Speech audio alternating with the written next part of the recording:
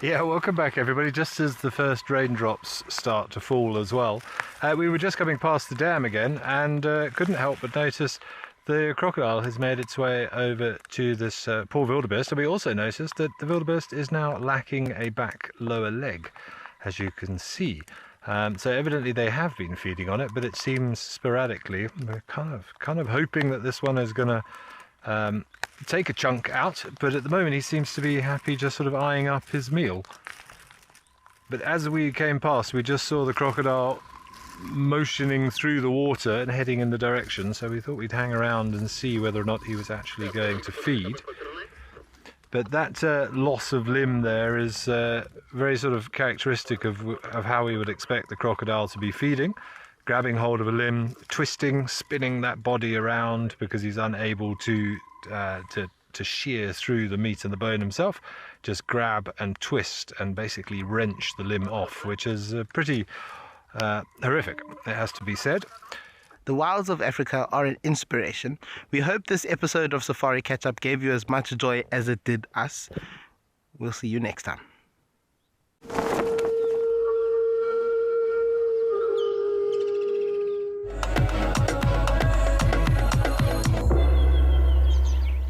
And may include animal kills and carcasses. Viewer discretion is advised.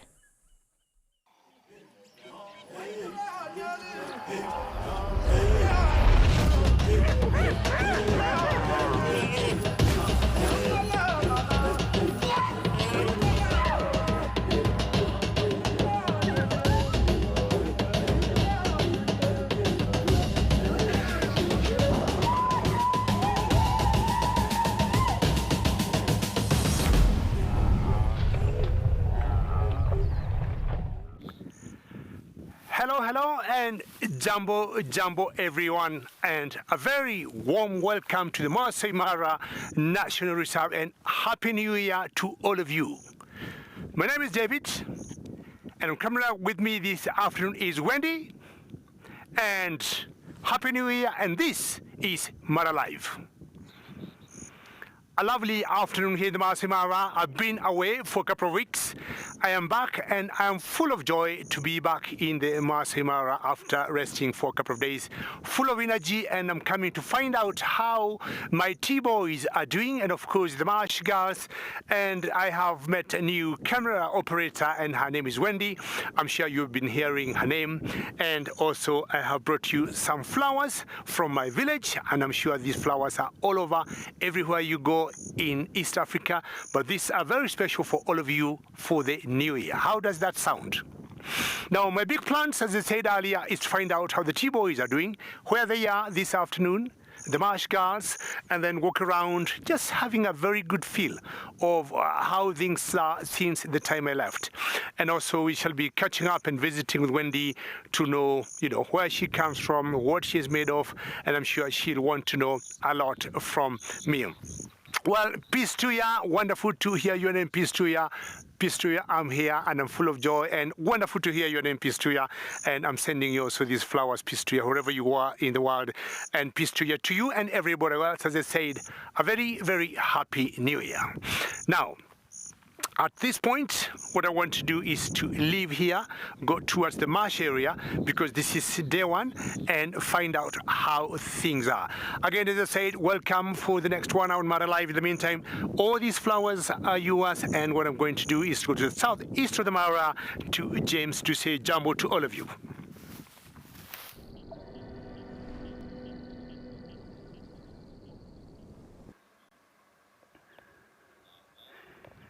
Good afternoon, everyone.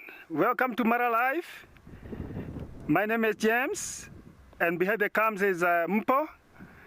I've come to look for the Third River Pride that has very young cubs, but meanwhile I came across the boys. This is a part of the Third River boys. Actually, they seem like they have been scavenging on a hippo around here.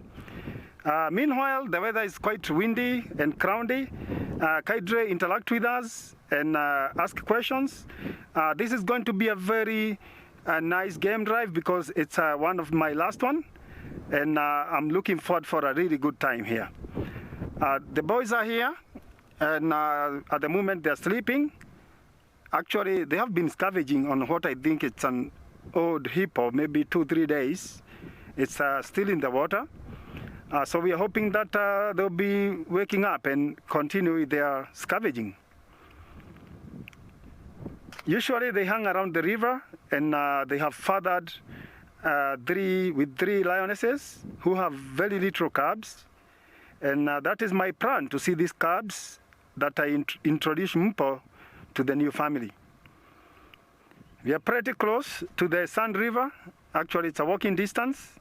I don't know whether one can walk with these lions around here, but close the river is Serengeti, where this pride usually hangs between the two ecosystems. That is on the left is Serengeti, and across the river is Masai Mara.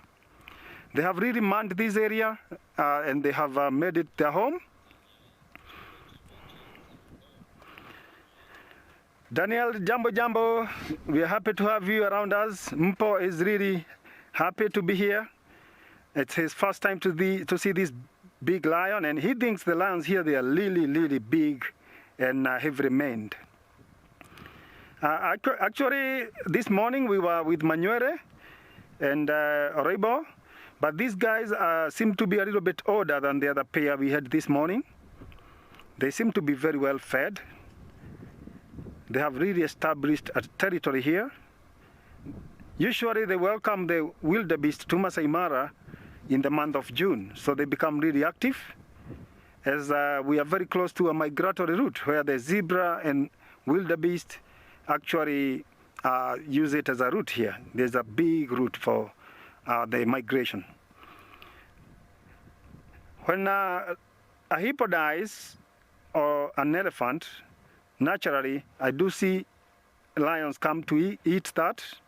And I keep thinking probably it's on their wish list that before they die, they have to eat one of the 2 big animals around. So I don't see that happen with the zebra and other smaller prey. But when it comes to the hippos, I do see the lions come and scavenge on him. Meanwhile, I'll hand you over to David to see the live hippos that he has by the Mara River.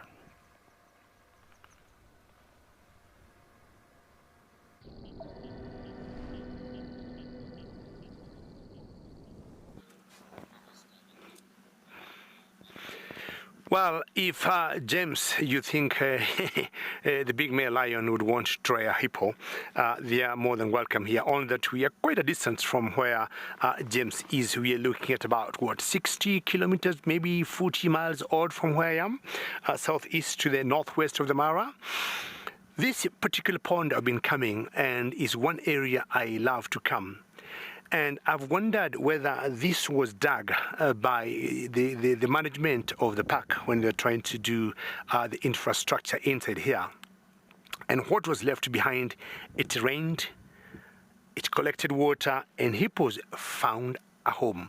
Look at that one yawning there, which sometimes we usually say actually it's not yawning, but they're just trying to display their big canine teeth, and especially baying males. My guess is the 3 hippos here are males. Now the pond is much smaller and much drier in terms of water quantity than the last time I left here around the 7th or the 8th of December. We have had some rains in the Mara, and I'm sure all of you have been seeing what Wendy and Chris have been going through, but not much water. Courtney, you're saying Jambo, and back to you, Jambo, and Happy New Year to you, Courtney. My holiday was good. I had some pretty good fun catching up with the family over Christmas and staying in my village over the New Year. Hopefully, Courtney, you had some wonderful Christmas and New Year.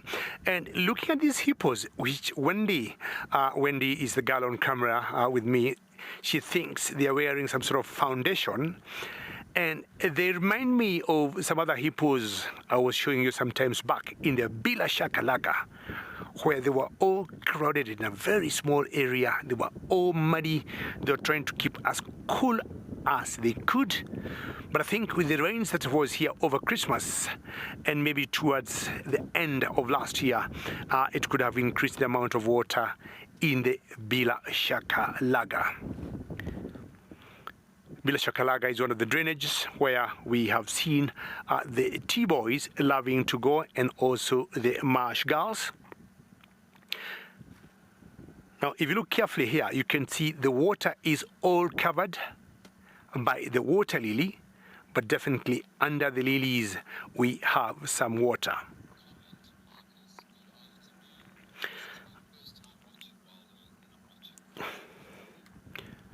Marcus, a very big jumbo. Marcus, a jumbo from our local language here, which is our national language is Swahili. That translates to hello, and you're saying you're watching this for the very first time, Marcus. You are in the right place, you're in good hands, and please keep watching us because we come to you in real time. We bring you real images, and we are always live and interactive. Marcus, I'm sure before we end the drive, I might get a question or two from you. And if you started with us, I'm in the Masai Mara of Kenya, and Kenya is in East Africa, and we are staying in a camp called Governor's Camp, one of the most iconic camps of the Masai Mara, just sitting on the banks of the Mara River. Very good. We're going to move on now, find out if we're going to catch up with my T-boys, and we'll definitely be back with you shortly.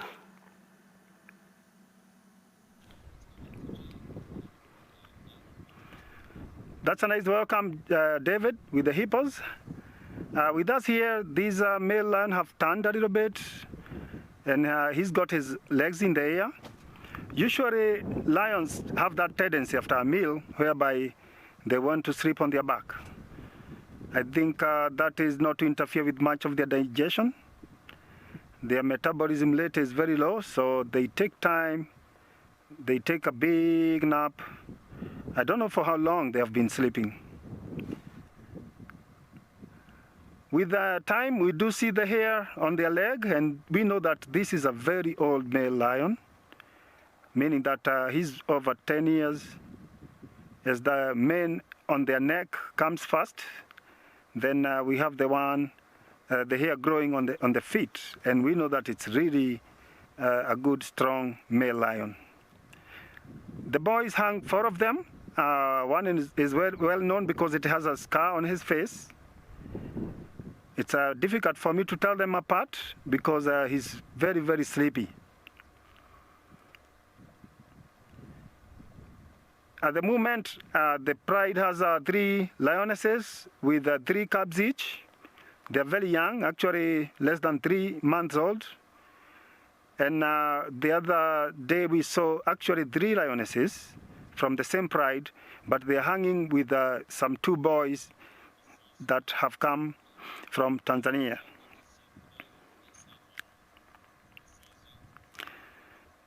Razizu, we are very happy. Mpo is doing what he knows best. He's very happy and excited to be in Masai Mara, where the weather is fantastic for him. Meanwhile, this lion is quite turning around. Is not yawning as much. When lions are sleepy and they start yawning, then we know that it's time to wake up. I think they are not in a hurry to get into that hippo, as we are going to see soon that it's in the water. There's a lot of fries, but not much on the face. They are on the side. Neo, you are very light. I can see that he's a bit wounded.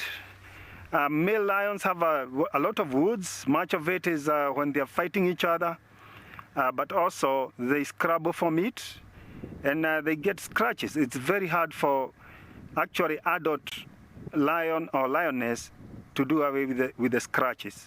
So this is going to heal up. It's not something serious that the vet can attend, and that is how they tend to actually attract the normal fries. These are normal fries. They don't bother them as much as some bigger brown fries that follow the cats all the time.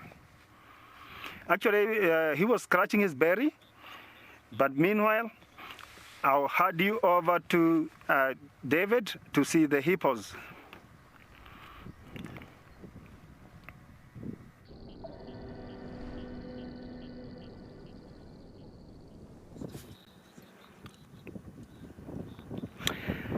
I didn't move as I had suggested, and maybe I thought James's lion would have a bit of action, but I think maybe because of the heat of the day or the afternoon, it's very typical for cats to be a bit slow. But Wendy, who is on camera with me this afternoon, told me, why don't you go a little closer to those hippos? You remember earlier I had said Wendy thought they have some sort of foundation, and I told them that doesn't look like foundation. It's so much mud on them, and that tells you how shallow this water is. I'm counting. How many can you count there, Wendy? Are you counting 3 or 4 hippos? Counting 3. And my guess is most likely these are 3 males, very, very close to each other. And they have no choice but to, plaster themselves with as much mud as possible to keep cool. Apparently, we got 2 beautiful birds there, some aquatic birds.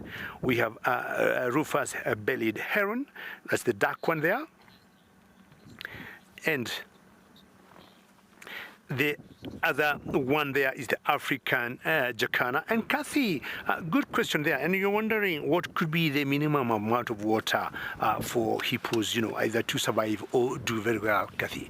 Rather difficult to say that, but I think, I don't know whether anybody has been able to quantify, because water bodies, water points are all very different. You got rivers, you got ponds, you got springs, you got lakes.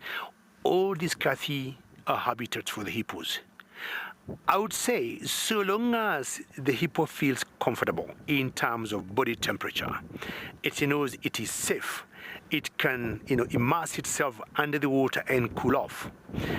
If there's a concern of safety, the hippo can maybe submerge in the water and maybe, quotes and quotes, disappear. Kathy, I would say that is enough amount of water for any hippo. Otherwise, in terms of saying 10 cubic, liters of water, 10,000 cubic, that could be difficult. You would imagine maybe, Kathy, a river. Oops, look at that yawn. It's got mud all the way inside the mouth. And I think that's for a reason, until we saw the pink on the inside of the cheeks, not even on the gum. The gums are all covered by mud, and they all look dark. So Kathy, could be difficult on a flowing river, for example, to say this number of cubic of water are enough for 1 hippo or 2 hippos or maybe 50 of them. But again, as I said, so long as it has enough cover, it will cover them during the hot days, the temperatures are good, and it will be safe. That is a big bull.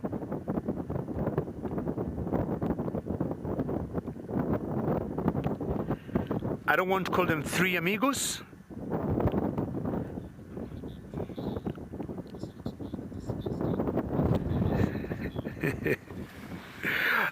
I'll agree with you. I mean, when you look at these guys here, they need more rain. They need more water. If at one point, I'm sure Wendy is going to show you towards the right. Oops.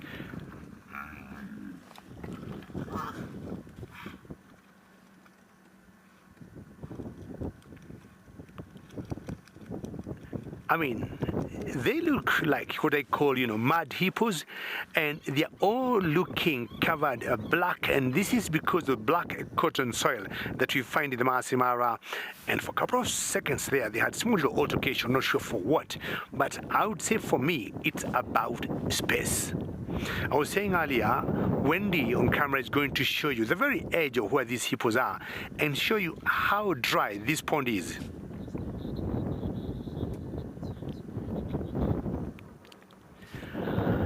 Lillian, I do not know whether there's much the mud can do in terms of healing properties on their skins.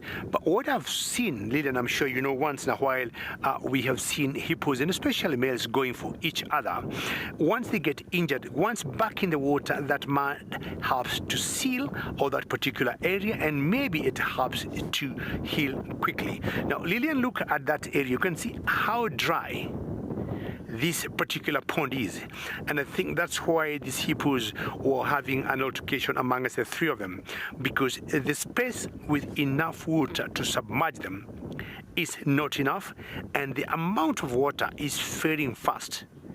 And if we don't continue getting more rains, possibly this particular pond will dry, and if that happens, they'll have to relocate and look for a different habitat. We got some two birds there, and those are the Egyptian geese.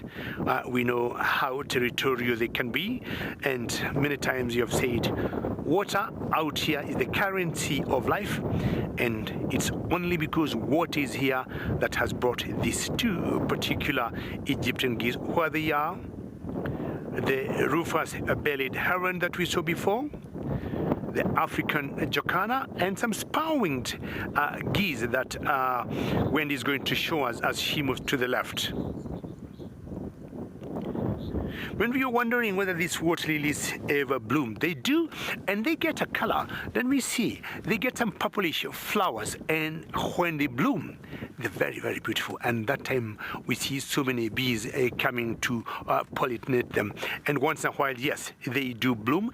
And I'm looking at towards the end of March, shortly before we get the long rains. That's when possibly we'll be seeing the colors of these water lilies. And hopefully we get more water so that these hippos don't look as mad hippos or have, applying the foundation, as Wendy on camera was saying earlier. And they're standing up, and that tells you, gives you an idea of how deep the water is from where they are. Barely more than 1.5 meters, at most maybe 1 meter. That's the depth of the water where they are. They're standing on the ground, and that could be a bit of a concern if maybe rains do not continue. As usual, as it cools off, they'll be leaving the water body, going to look for food. And again, remember earlier I had said I'll be going to find out where my T-boys are. I didn't move, but this time I'll have to go find out where they are.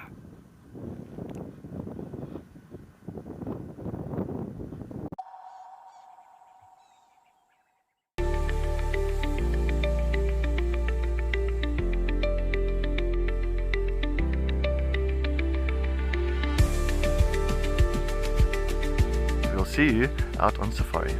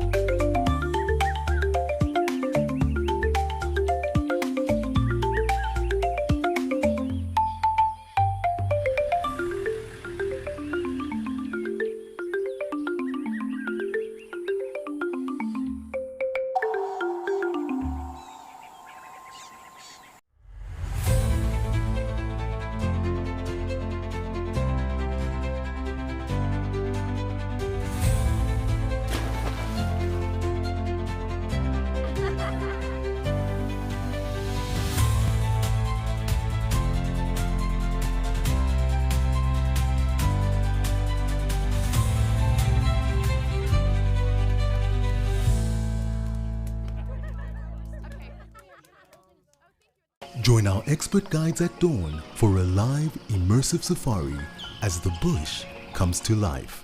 Found ourselves a chameleon, and look how he's changed color. Every sunrise brings new discoveries. Pound for pound, a leopard is one of the strongest cats around. Ask questions, share your thoughts, and connect with nature live and in real time. Great excitement, great happiness. Start your day with adventure.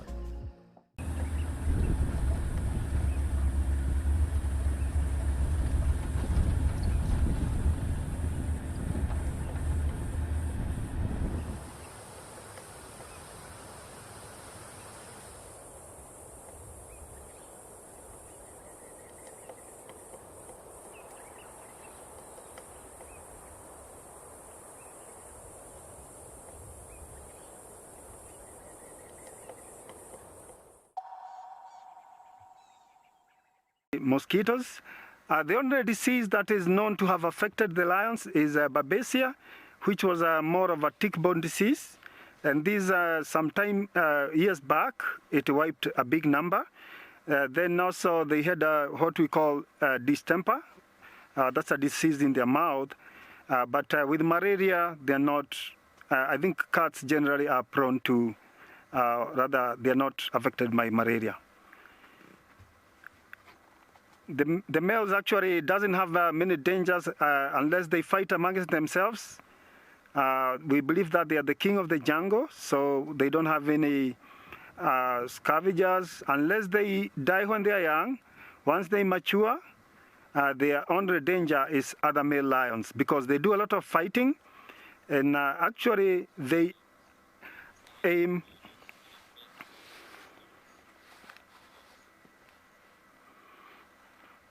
Repeat for me, please. I couldn't hear you.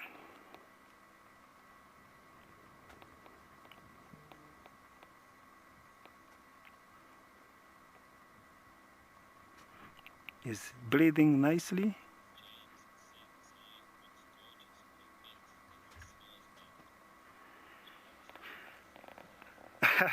James, you are very right. Actually, we cannot tell the actual smell of the lion because we know that they have different scent odor for particular prides.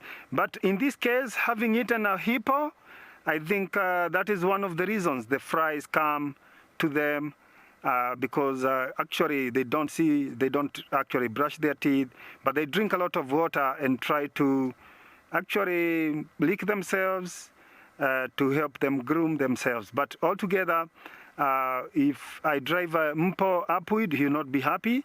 Where we are, the hippo is not getting the smell to us. So, yeah, the lions are smelly sometimes. They're still waiting for some time to cool down. They can revisit these hippo. I think it's eaten quite much of it, though it's in the water. We do see hippo kill, or rather, after the hippo dies, the meat goes bad really quickly. So they don't stay with the kill for long. But hyenas are easily attracted to that, and they wipe it out. They don't mind the water. Probably later we'll have a glimpse of that. But meanwhile, we are enjoying this view of this lion that Mpo here is saying he's sleeping like chapati, which means he's sleeping like a pancake. It's very nice to see them rejoin because they do what we call greeting ceremony. Even after a few hours of sleeping, they still say hi to each other. They are more or less like human, whereby they know each other. Some frogs are calling around here. Maybe that might wake the lions here.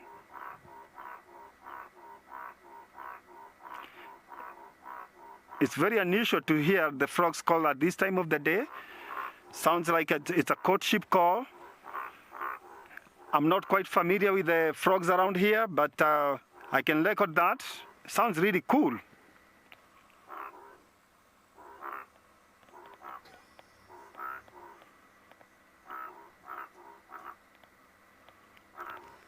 I'm sure that the lion like it, having some lullaby music around.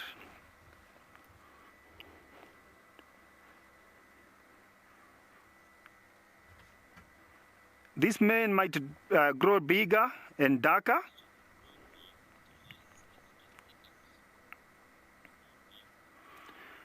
Nudin, I cannot say that I've had any or seen any other lion with the hiccups.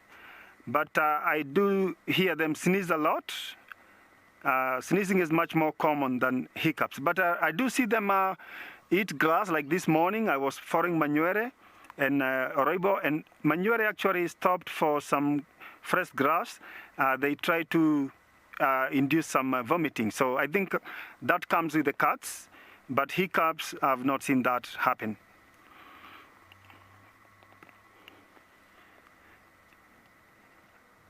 Usually in the evening, that's when they do roaring, mornings and evening, as they want to advertise and tell everyone that we are still alive and around. But during the day, we don't see much of that happen. They're really very quiet. Especially the nomadic lions, they move around other males' territory quietly. They really avoid any sound, because that will actually betray them, and that can trigger a really very bad fight.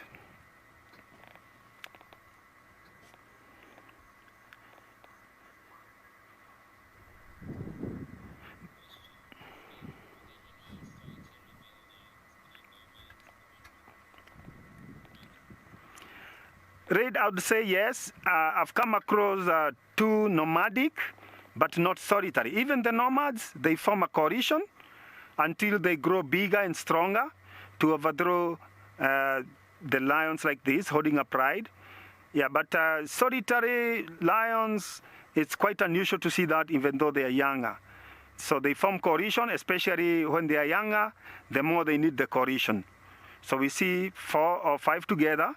That can reduce to 3 and 2. So this is their normal structure. It can be very, very dangerous to be alone. So they always try to look for a friend to hang around with.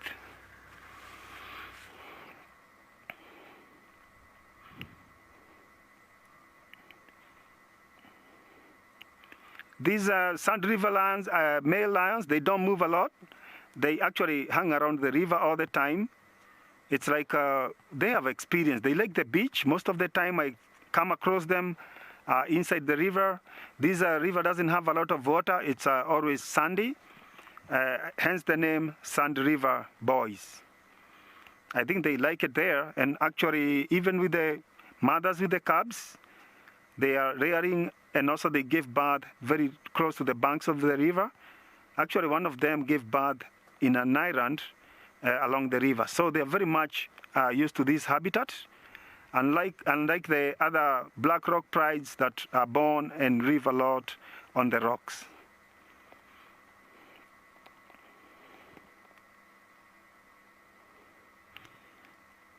Actually, they are not breathing as much. It's not very hot. They have really cooled down. Doesn't seem like they're hungry, because at this time and temperature, they can easily walk out and get closer to that hippo.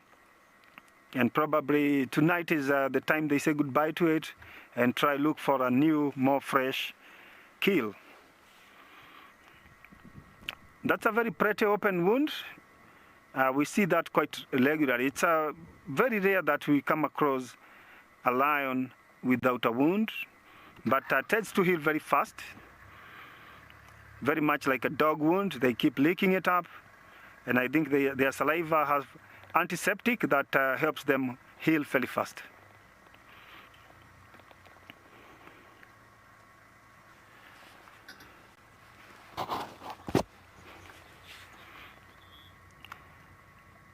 Meanwhile, I'll hand you over to David and see what he has for us as I do relocate and try and look for the other male lion.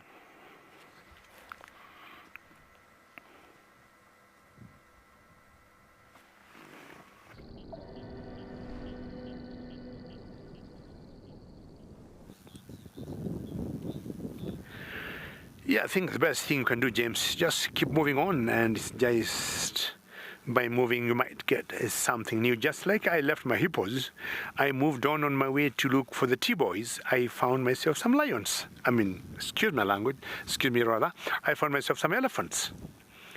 I've come very close to the marsh area, and the last I heard when I got into camp this morning, the marsh girls were not seen very far from here, and that was this morning. And last night the marsh girl was seen together with the Topi boys, and also not very far from here.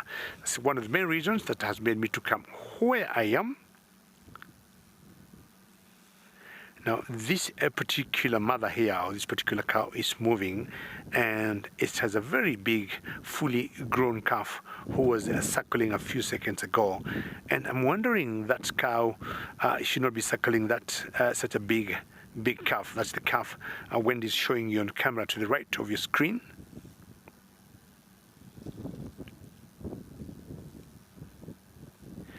Now, the marsh area, just like the pond we were watching before, doesn't have as much water.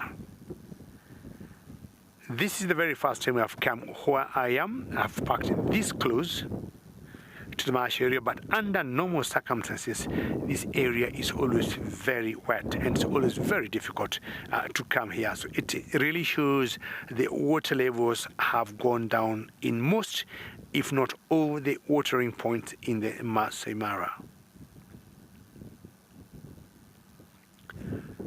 The Masai Mara receives about 1,400 millimeters of rainfall per year, or 55 inches of rain.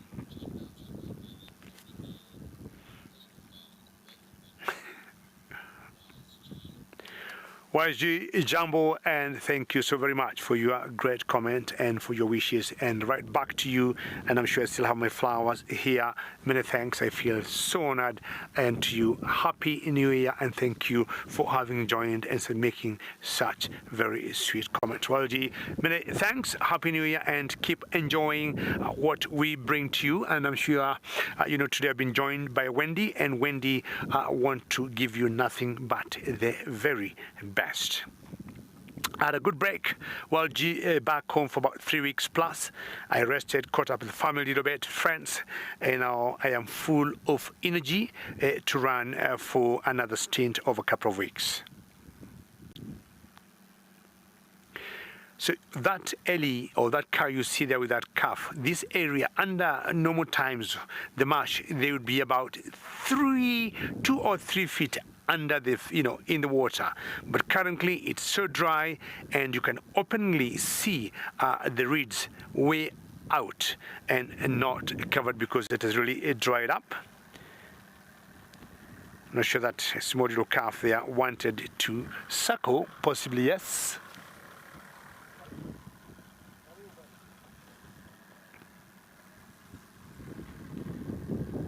So in the background there is the usual tree line of the Mara River.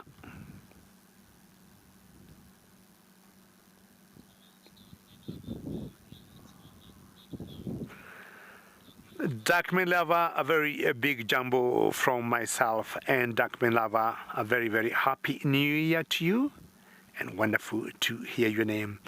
David is back. I've been joined by Wendy, and will be here for another couple of weeks to get you what we can get. Duckman Lover will be trying to look for my T-boys. We'll also be trying to look for the vultures. I know, Duckman Lover, you love vultures. We'll be finding out where you are. And I'm thinking possibly this time around, I was telling Wendy earlier when we were having lunch in the camp, I would want to look for a white-headed vulture. That's one vulture I would want to see this time around. I've seen all the other vultures, all the other species of vultures in the Masai Mara, but this time I really want to see a white-headed vulture, as that calf is definitely suckling, as the mother is also feeding.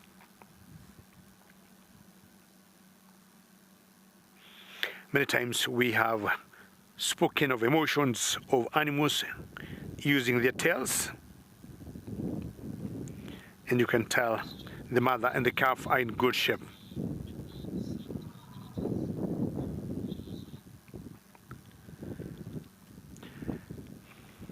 Sorry, Jared, I missed that question about from Josie about the sense of predators. Please just bring it back again, please.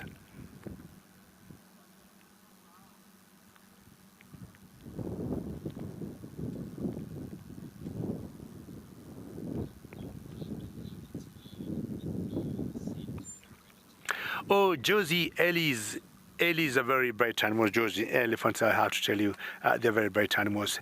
And the first thing I would say, Josie, for me, unlike, say, other animals, say, like buffaloes, which will smell very well, elephants have very good eyesight. The first thing they'll see, they see a long way, Josie, and that's the first thing they speak.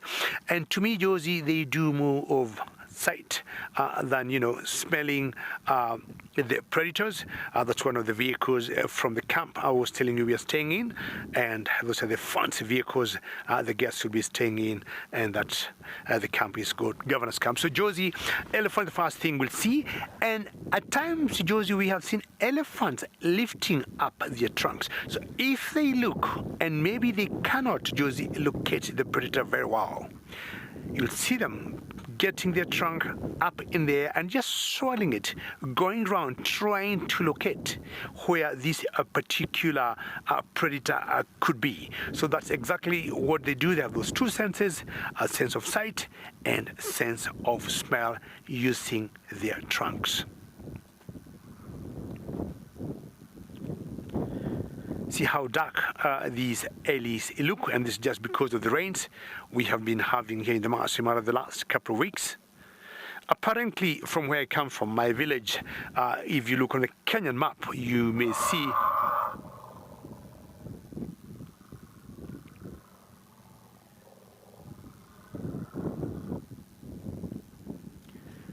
possibly you heard that could be a matriarch who was giving particular instructions, maybe to the youngsters, and that was quite loud. So if you look on the Kenyan map, you might see Lake Nakuru.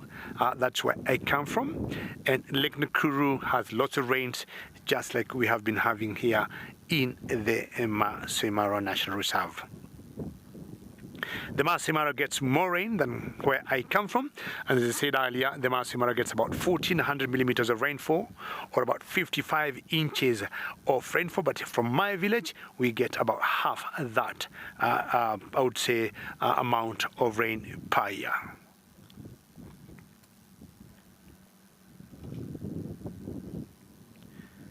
Let's see if you can hear this Ellis trying to get the reeds from the grouse. As they're trying to rip the reeds. See, that has two different colors. Possibly it was much deeper in the marsh area. That's why you see her having two different colors. Then maybe came out. An indication if you compare the depth of where she was and where we were seeing those hippos before. The marsh is definitely much deeper.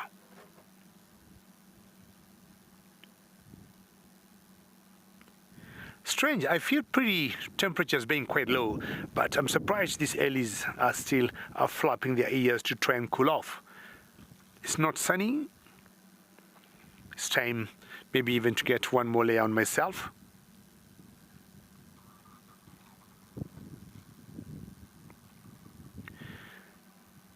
When I met Wendy earlier today, who is on camera over lunchtime, she was asking me what's my favorite animal, and I told him I love elephants and I also love leopards. Now we'll now seriously have to go look for the T-boys.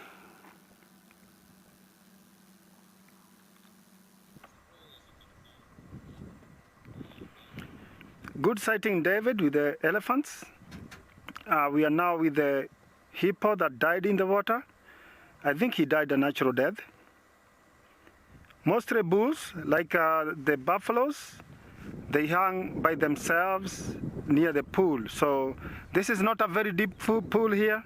It cannot fit a whole school, a whole family of hippo. So this is, I think, was an old bull that died a natural death. We need a few hyenas because much of what is left is the skin. Hippo skin can be up to 5 centimeters. The lions eat the meat, but they don't, actually with their shear teeth, they cannot eat the skin of a hippo. But with the hyenas, there's no problem with that. Usually hippos actually, they play a big role, whereby after grazing out there, they come to the water, and since they have one stomach, they feed the fish and fish and other water creatures. Yeah, so that's their major role they play in the ecosystem. They also make paths in and out of the rivers and streams. And this is where we see the migration. Wherever there's schools of hippo is where the same animals, wild animals, will follow when they are going to drink or crossing over the river. I don't know for how long this hippo is going to be here, but we need some quite great rain to wash it out if there's not much enough of the hyenas around. Meanwhile, here I would say that the hyenas might have not picked up the scent over here. Occasionally we have hyenas moving up and down. In this area, I've not seen many hyenas. There's no hyena den at the moment. We don't actually have any vouchers around. Just because it's in the water, I think it didn't carry much of the scent away to attract the predators or rather the scavengers that work on the dead animals. The hyenas always coordinate with the vultures, so in case the vultures didn't discover it, then it will be difficult for hyenas to discover it too. But in the Mara, we have areas with much more hyenas. Other areas doesn't have much of the same. The body of the hippo actually lots very fast because of the fat that they have. It decays really fast. So within a couple of days, apart from the skin, I think much of the meat and fat will have melted down. All we are left with is the tusks and the head. These are the fourth largest animal when they are alive. From the elephant to the rhino, white rhino, black rhino, then comes the hippo. So when they are really old and big,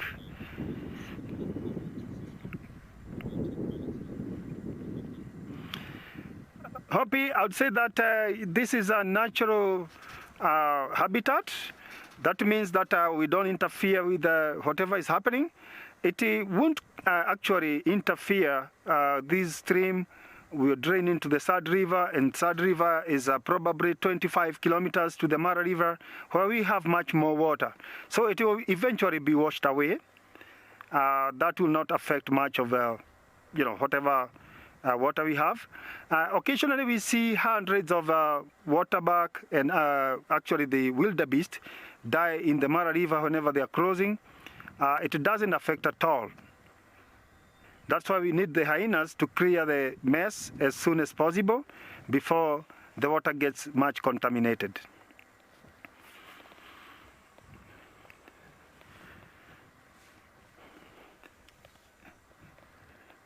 I hope that we'll have much more hyenas tonight, and Mupo will keep us posted next time he visits this area.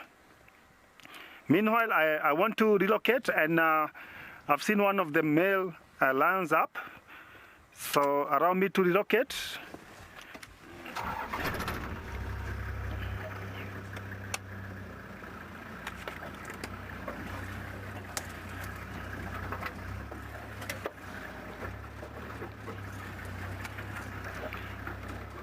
The water is very stationary here. The streams is not flowing. The rains have stopped for the moment. But meanwhile, I'll hand you over to David and see how the elephants are.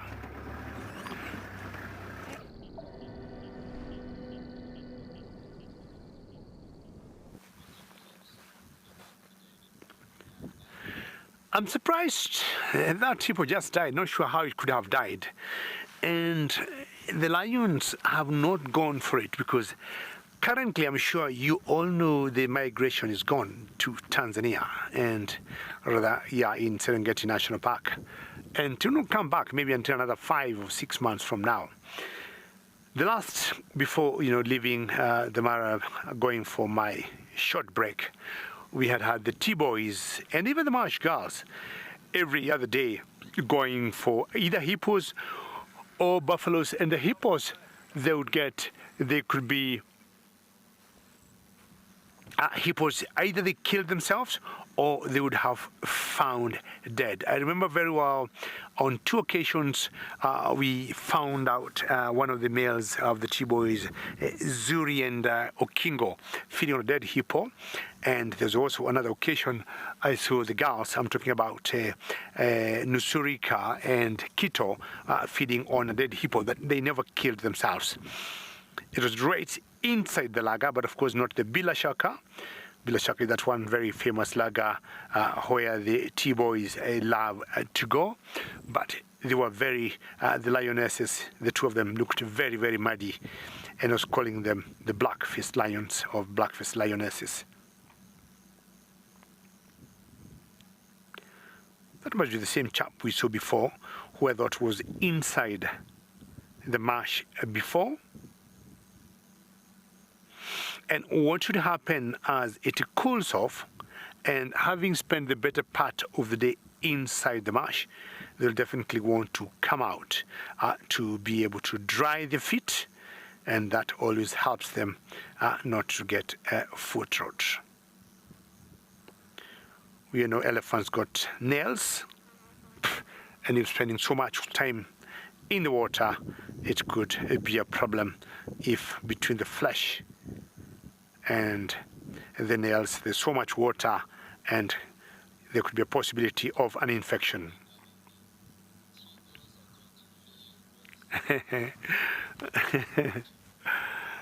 Dark main lava, stay with us. Dark main lava. I'm sure the T-boys know that I am back, and as you say that, dark main lava, Wendy on camera saying yes, we need to get the T-boys for dark main lava and for all the people, because you remember, having come back, I'll also start reintroducing my very famous Mama's drink. So it's just the new year. We'll see who will qualify to get the Mama's drink, depending on how the T-boys are doing. Dark main lava, I'm sure you heard when I was away, a lot of things happened, and I hear at one point they tried to expand their boundaries, and two of them got a beating, and one of them I gathered was Okingo, was really harassed by some of the females from the other side of the Mara, called the Mara Triangle. I'm here to get the fine details, but I would say these 5 or 6 boys, 7 boys rather, they're still too young to start expanding the boundaries. So they should first establish and re-establish their territory here, where they are, with the marsh girls, and then they would start thinking of expanding their territory. But I think they're still a bit naive, a bit young and not experienced, and they shouldn't just take a chance to go and expand the boundaries blindly, because here they had a bit of altercation between them and females from the other side of the Mara, not even the males.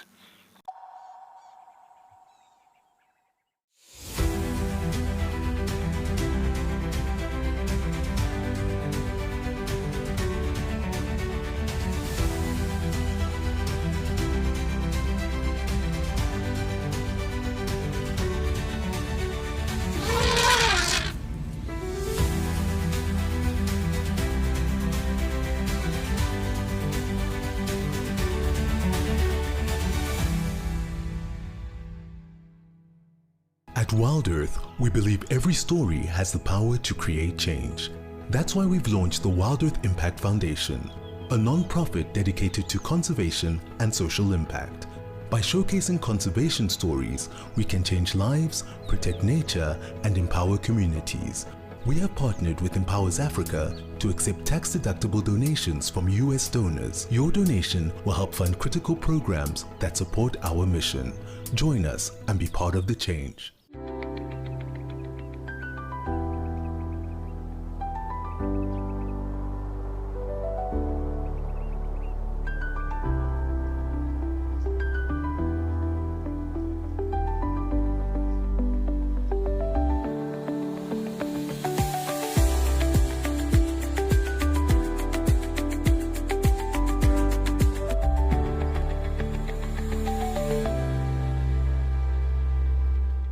Join our expert guides at dawn for a live, immersive safari as the bush comes to life.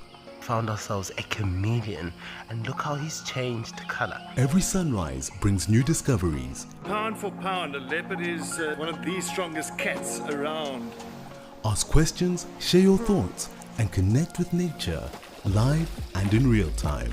Great excitement, great happiness. Start your day with adventure. Can you hear that?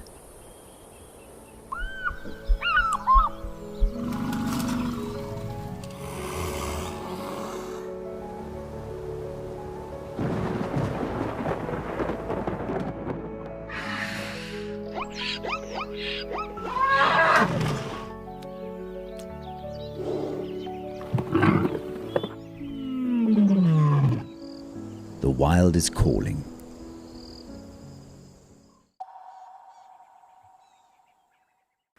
The waters are yellow.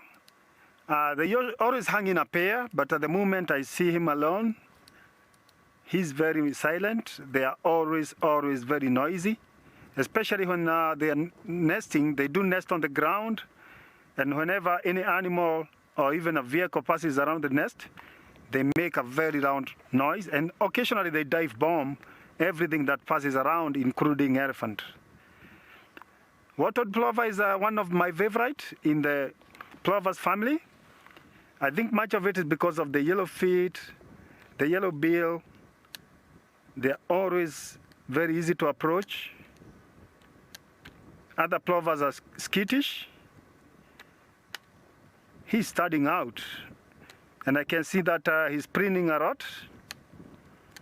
I've noticed that most of the birds are nesting at the moment. I've been looking around the plovers to see whether they are having any nests or some eggs, but I've not come across any.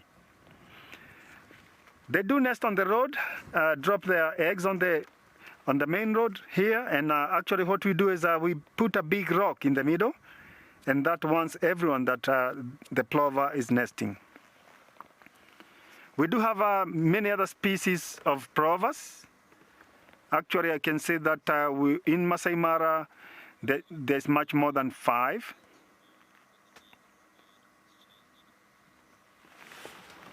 Lola, I would say that the taxidermists, these are the people who name the birds and the trees and the animals.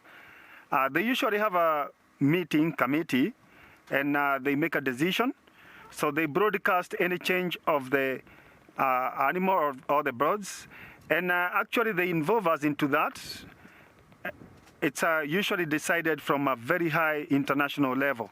And they still do some separation, especially the trees.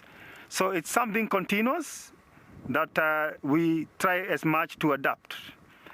At the moment, this is the watered plover. We can tell he's larger than the rest.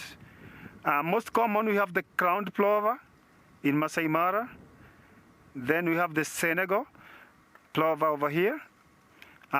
These are all really cool birds. We have the big one here called the long-toed plover. We find him near the water. So as the print shows here, he's my favorite with the yellow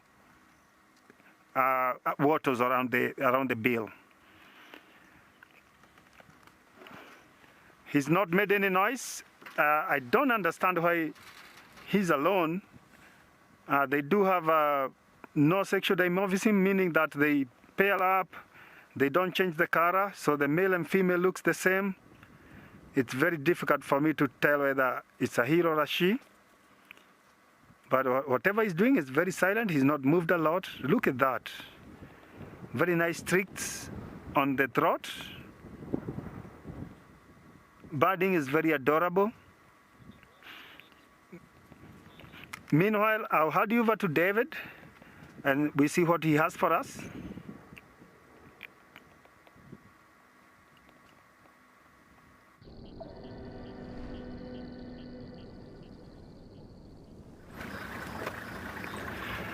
Good luck, James, and hopefully you are going to get possibly more lions. And I mean, lapwings are beautiful birds to watch, and especially if they're doing something. And not once I have said when these birds changed their name from plovers to lapwings, personally, my mind or my heart still stuck with the old name, plovers. And it has been very difficult for me to adapt or to start calling them lapwings. I've always enjoyed the name plovers, but apparently the small little one, like the 3-banded plovers, kept their name. And I've always been thinking they classified, or they decided to separate those birds in terms of size. The small ones kept the same name when they're doing the nomenclature, and they retained the name plovers. And the big ones, they call them the lapwings. I mean, with a choice, I would still have wanted to keep the plovers. Not sure how lapwings sound, and maybe I'll be asking James maybe tonight or the other gate during Santa Safari. What do you think on when those names changed? Well, ladies and gentlemen, as I said earlier, and Jamin was saying many thanks for a beautiful, magical 1 hour of the Masai Mara. I just came back. I'm still getting my feel. I was trying to know Wendy, on camera back there. And many thanks for joining us, and to you a very happy New Year.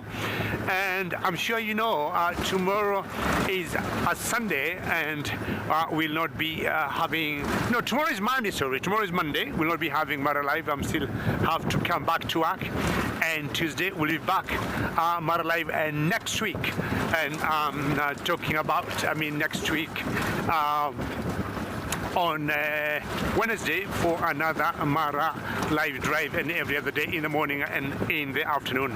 And on behalf of myself and Wendy, was on camera with me today, and James and Four from the southeast of the Mara, we are saying very many thanks for having joined us, and very many thanks for all your questions, many thanks for the comments, and we'll see you again next week on Wednesday. Be ready for Safari Live, and from all of us, thank you and goodbye.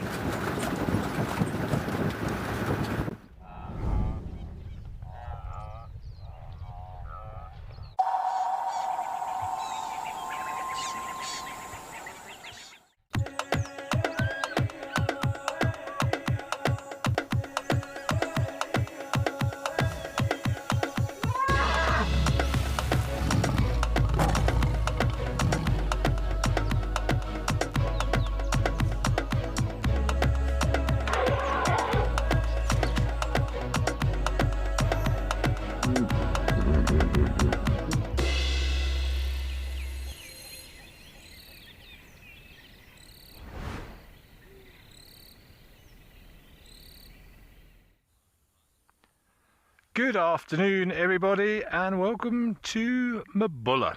It is a lovely sunny afternoon here, in stark contrast to yesterday afternoon when you last saw us, where we weren't able to make it out at all, I'm afraid, this morning, due to the weather. But as you can see, things have cleared beautifully. However, we, like much of the country yesterday, got absolutely hammered by the weather. But we are out and about. It's all good. So my name is Ben. On camera, I've got Bebo with me. It is our last live drive, but we are not the only ones out. You can see my colleagues there also waving, I hope. A good afternoon to you. Remember, this is a live and interactive show. We would love to hear more from you. Send in your comments and your questions through all of the usual channels. But yes, we had an interesting evening last night. It was an almighty thunderstorm. We got about 75 mils of rain in an hour, and it continued to drizzle all through the day, and finally finished at around about midday today. But about 100 and something mils of rain all in all, but the bush will be very grateful, because even the grey heron is drying out. Let's send you over to Cedric, however, to say a very warm good afternoon.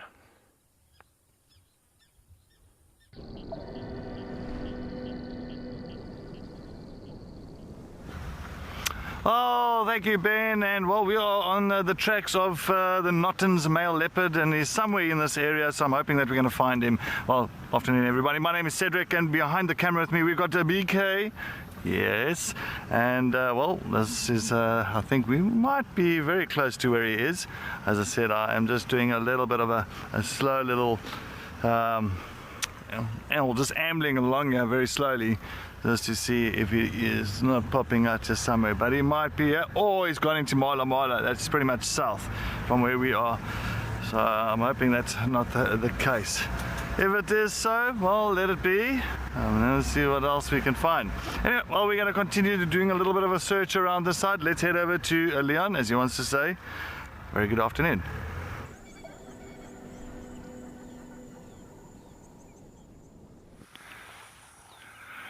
Good afternoon, everybody, and welcome to a very warm, muggy afternoon, January afternoon here on Sandringham Private Game Reserve.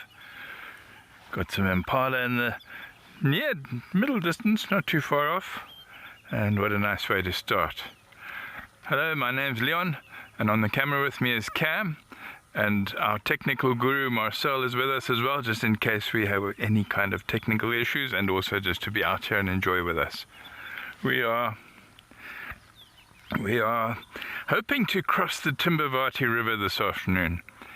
We haven't crossed it yet this year, and also hoping for some elephants. So while we make our way down towards the Timbavati River, we're going to send you across to James, who's ready to say good afternoon.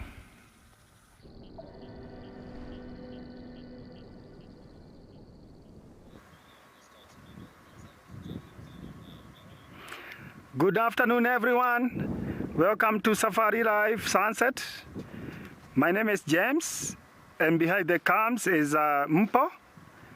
We are very excited to host you here. I'm looking forward for a very fantastic safari because this is my last one over the Mara. At the moment, we are very close to Sand River. I came to look for the Sand River girls that have cubs. And in front of us is one of the hills in Serengeti called Nyamarombo. This guides the wildebeest when they are migrating to Masai Mara. Meanwhile, I'll hand you over to David to welcome you to Masai Mara.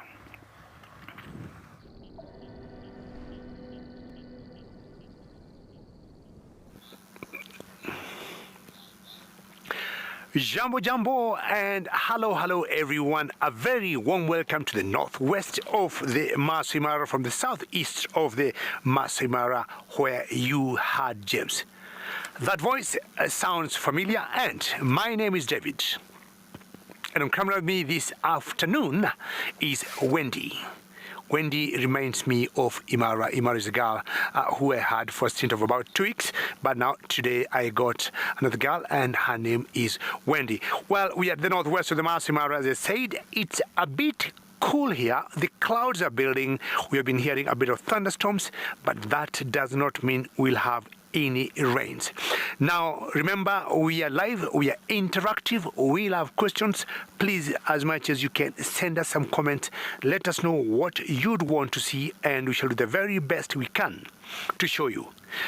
I have one big plan today, to look for the T-boys, and I'm sure all of you, sorry, not sure you can catch those zebras that are running way there. I mean, I have very big plans today, ladies and gentlemen. What I'm thinking is to go and look for the T-boys. I'm sure all of you remember the T-boys. The T-boys were the toppy boys. Let me know when I can go to the zebras, Wendy. And I just saw some zebras running, and these are my very first zebras to see since I got into the Mara. I got into the Mara this morning, and you can see how green the grass in that particular area.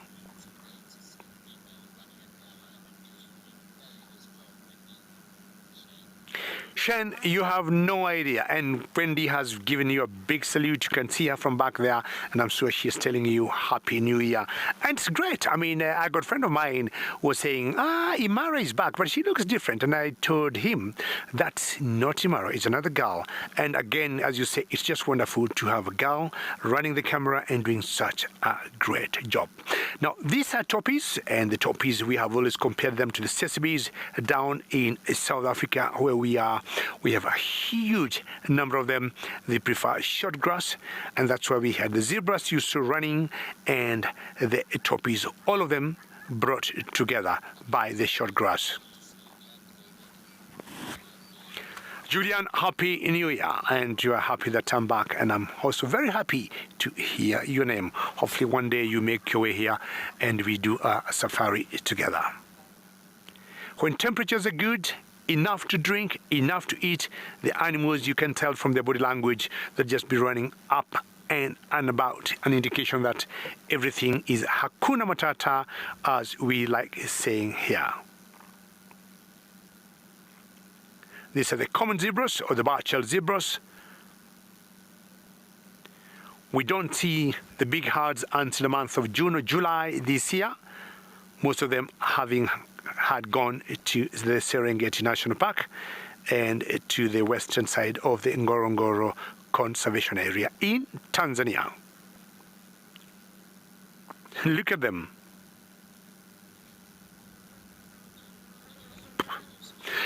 So, my plans again, as I say, ladies and gentlemen, are to go look for the T-boys, and that's what I am going to do now.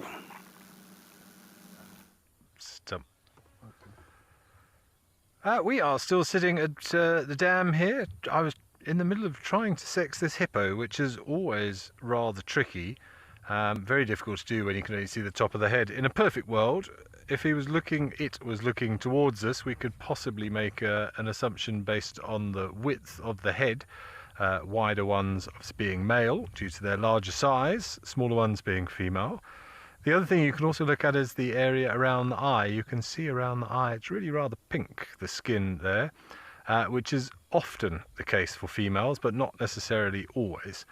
This seems to be the only hippo that I can see in the dam here, which would be a bit unusual to be just one female hippo here, but we don't have a huge population of hippos here, despite the fact there are quite a few big dams. But there'll be a lot of chopping and changing of hippo dynamics at the moment because there are so many nice full dams. This dam from yesterday has risen considerably. You can see there that dead tree with the grey heron perched atop. That tree was not in the water yesterday when we were here. We could see the base of it and some mud, so that gives you an idea of how much water we had last night. Thank you, Amy. We are also very grateful that it has stopped raining. It really was pretty spectacular last night. When we had those cheetah yesterday afternoon, we actually bumped into them on the way to the lodge because we were seeking cover because we could see the clouds coming and that storm approaching. And I would think it probably only took us 5 minutes to get to the lodge, but by the time we were there, we were absolutely drenched. It was full-blooded horizontal rain, thunder, lightning. Everybody came home. Nobody was willing to stay out in that, and to be honest, it wasn't safe. Eyes were bloodshot from the rain beating into our faces just on that short drive back. And it just continued throughout the night, but at far less... Oh, he's got a little starling friend. Far less intense. And it drizzled all the way up until around 12 o'clock. We had no power. That came back just after lunchtime, which we're very, very grateful for. But then probably just to add insult to injury, Mabula's elusive elephants. There is a herd, or there are some elephants here. We see them very rarely, mostly because we don't go looking for them because they're often up in the hills, and we know we show you lots of elephants at our other locations. But it seems at some point last night they came through our camp and decided to trash the tree under which my car was parked, and they rather annoyingly snapped off a big branch above my car, which evidently landed on my bonnet, which now has a bit of a dent in it. So but it's kind of cool. My car's got some battle scars from the bush. But look at the expanse of water here. I mean, it's difficult to explain to you how much more water is in here than there was yesterday. The answer is quite a lot. I would think it's probably risen, what do you reckon, Bibo? A good sort of best part of a metre? Which, if you think about the volume of water here, that is a lot. Can't even see the grass. No, a lot of the shoreline pretty much has disappeared now, and it's just water straight into grass. Okay, we are going to see what else we can find. Sounds like James has had some feline fortune, though. Let's head up to the Mara.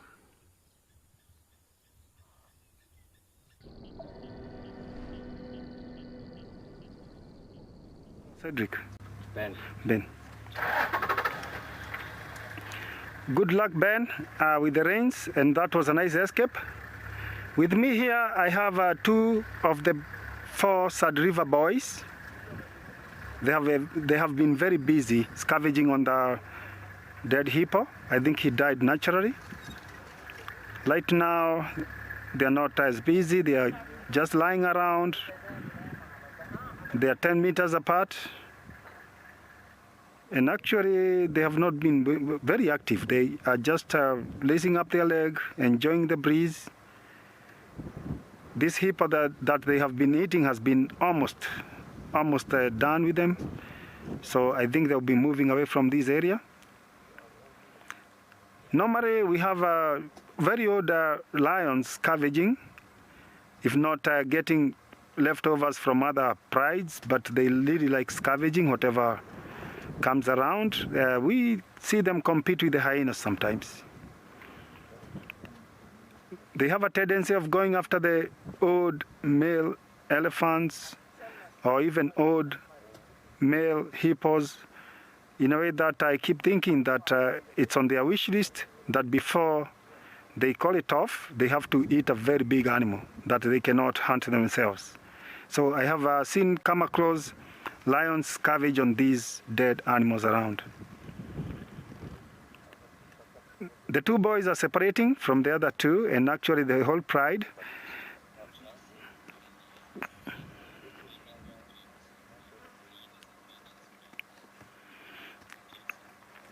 Jason has said no, they only actually visit the carcass once it's very, very fresh. And within 2-3 days, they are off.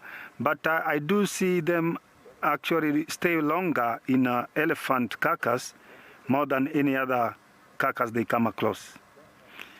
These Sand River boys, at the moment, they're separating. They have lionesses who have cubs. So they're not at the moment hanging with the pride because it has really very young cubs. And I think that is one of the reasons they're scavenging, because they don't have any big herd of buffalo around. And I've seen that they don't leave the Sand River as much. They close over to Tanzania in Serengeti.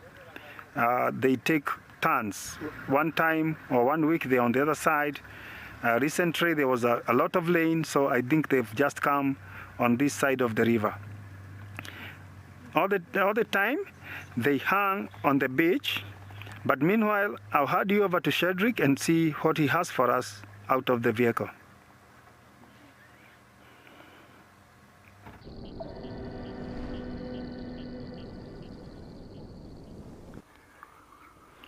All right, we got some drag marks here, so I'm just going to quickly show you, and then we're going to get going, because I'm very close to a cut line here at the moment. All right, so it looks like the drag marks all along here, across the road, coming in this direction. Why I'm saying this direction, I went to go and look what animal's dragging this. It's a leopard. You can see the spoor of this leopard here, a female leopard. There we go, there's a thing, there's a pause, and she's going in that direction. She's dragged this keel all the way there. So, as I said, I'm not going to waste too much time here now, because there is Vessel's cut line is just this side, and Jack's pan is just at the back of us. So, I think hopefully we can get going very, very soon, and then we can try and hopefully find this female leopard. But yeah, amazing. I wonder if it is Sibui. I'm sure it might be Sibui. This is her area. Maybe dragging it back to a young male cub, maybe taking it back to him. But anyway, let's head over to Leon.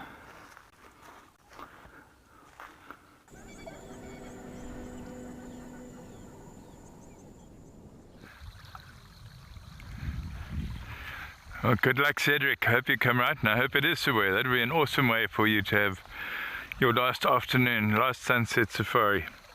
Well, folks, unfortunately, I was hoping we'd be able to cross here with Mossy, but it's very soft underfoot. It's a little deeper there, so we're not going to be able to get across the Timbavati, but that's fine.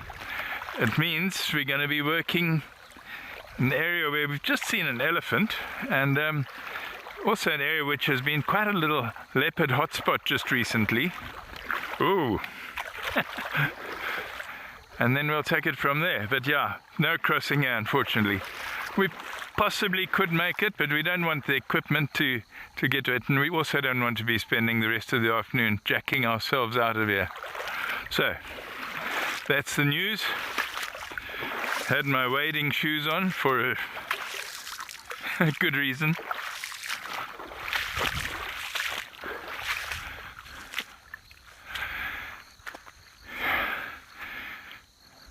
Twakman lover, yes. Crocs indeed. Always got to be wary of them. Even in shallow water like this one's got to be careful. But yeah, no Crocs. Squelch, squelch. Okay, so back to plan B.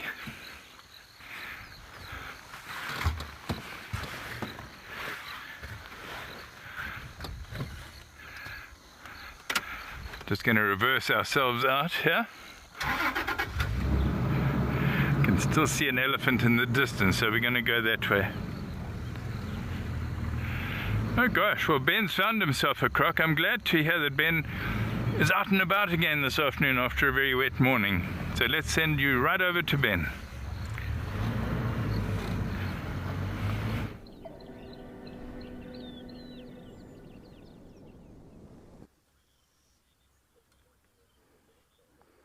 Ah, thanks, Leon. It is nice to be out again, so particularly as this is our last drive. And do be careful. Yeah, even shallow water can harbour dangers. This is a decent-sized croc, actually. It's quite difficult to gauge the full size because we can't see his head. We can only see his body and tail. I did actually do some checking, and they say that if you can see just the head of a crocodile above the water, the full length of that crocodile is probably about 1 to 7 in terms of the ratio from the tip of the snout to those sort of bony protrusions on the back of the head where the head joins the body. So if you could see about 30 centimeters of crocodile head, then you can assume that's going to be about a 3 to a 3.5 meter croc. Now we're actually at Main Dam, where we witnessed that rather unfortunate demise of the wildebeest, and I was really hoping to come and follow up on it this morning, but the weather said otherwise, so we've made a beeline for here this afternoon, and I assume that is the perpetrator. The wildebeest is still here though, and it looks relatively untouched, to be honest. We've had a good look at it and can't see any signs of obvious trauma from the feeding of the crocodiles, which is a bit strange because there is a croc right next to it. I know that some of the guys were saying yesterday afternoon after we left this area that some of the crocs were feeding on the wildebeest, so perhaps just on the areas that we cannot see, but as you can see, most of it is still fully intact there. The flies are having an absolute field day, no doubt enjoying the better weather as well, the warmer weather.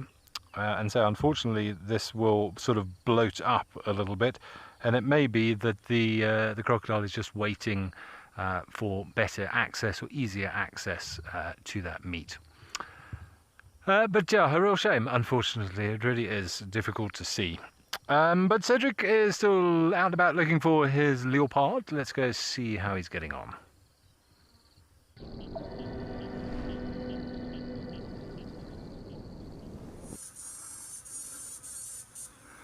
Well, success, everybody.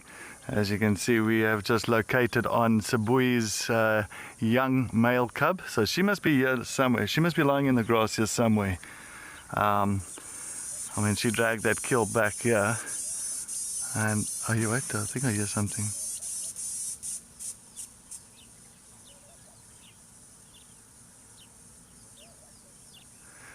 I think I heard something, but the grass is so high. She could be lying anywhere in this grass and we won't even know she's here. But at least we know her little male cub is up in the tree. No kill up here. I think that she's got the kill somewhere on the ground. Oh yes, Shiv, definitely last drive Rosette, and especially with this young male cub. So he's around about 8 months old now. So 8 months. Definitely it's not him that killed that. I think because the track that I got there is for a female. So yeah, well done on her. And nice that we got him here. He's looking down that side. Maybe she might be lying in the grass there. But yeah, typical for a leopard, nicely up in a tree like this. A nice little viewpoint for them, a nice advantage point as well, and it's a bit of a humid day today. So on top there on this tree, he's got an absolute lovely little breeze that's coming through, and it's going to cool him down, as well as he's feeling very safe up there. So there can be anything that's going to be coming around. He's going to be very safe up that side, and he's all fours just kind of draped over that branch, typical with the leopard. And yeah, he's just loving life.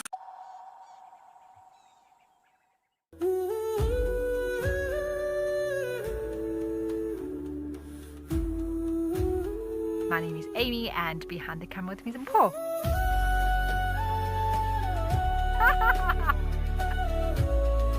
And I mean, to be able to share it with all of you. Fingers crossed, and I'll make sure I wear my lucky leopard socks as well.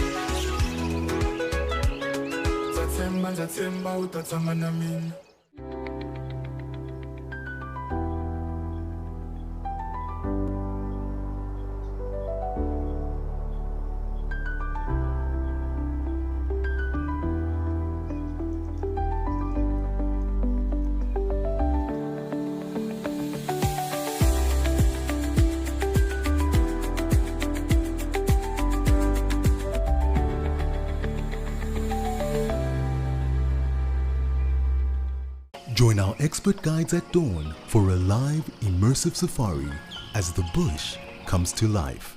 Found ourselves a chameleon, and look how he's changed color. Every sunrise brings new discoveries. Pound for pound, a leopard is one of the strongest cats around.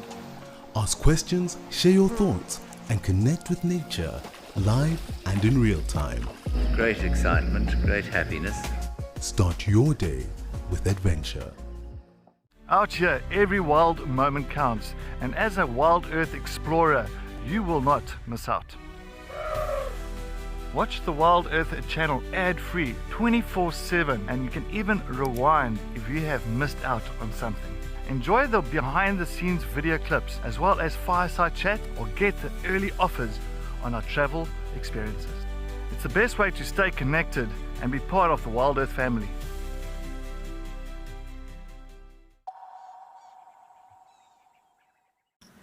That is Kaleo right there. And Darkman Lava, I hope you're still tuned in, you are still watching before I talk of Mama's drink, because that boy there, I'm trying to look at him carefully, but to me he looks like Okingo. There's something that did not make Kaleo very happy there, and Kaleo is growling at that one particular male there, and she cannot trust that particular male there, who I'm guessing to be possibly Jojo. That looks like Jojo to me. It's been about 3+ weeks I've been home. I need to get these faces again in my mind, but my guess is that is one and only Jojo. Jojo is one of the largest males in this coalition of the T-Boys, and I'm full of joy.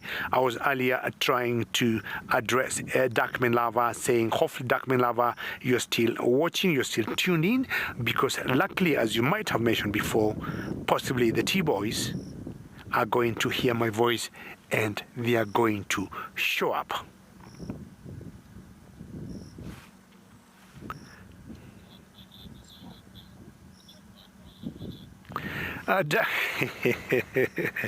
Darkman Lava, hopefully I'll also try and get Moja for you, because currently Darkman Lava, I got Jojo right there, and the other boy that I'll show you shortly, or which Wendy is going to show you, will be Okingo. Now, that one there is Kaleo, and those are her 2 cubs, and to the right of those cubs is Okingo. Now, if slowly you move Wendy to the right, thank you very much, you can read my mind.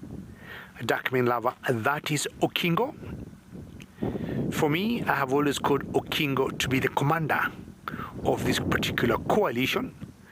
Not sure where my other favorite boy is, Kiongozi, and Jared, directing the show today.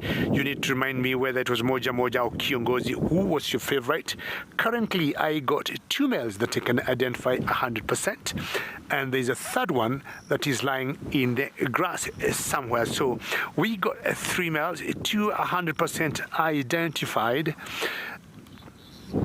And Jared has reminded me, yes, Kyo is his favorite boy. Well, hopefully, Jared get Kyo for you before the end of the show. But to have seen 3 boys or 2 males that can identify 100%, I am full of joy. I cannot thank enough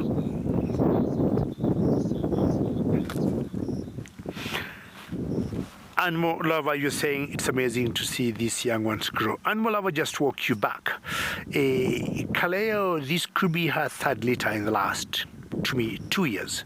And in 2024, 2 years ago, she had a litter of 3 that she lost to the buffaloes. So all of us here, all of us, the guides and the game warden and all the game rangers are very proud of Kaleo, and we hope that these 2 cubs will see the end of the day, because having lost 3 litters in 2 years, that was not easy for Kaleo. So I think now these cubs going to 3 months plus, they'll definitely make it. Now, I want to stay with my 2 cubs as much as I can, and Cedric wants to say something about his leopard cub.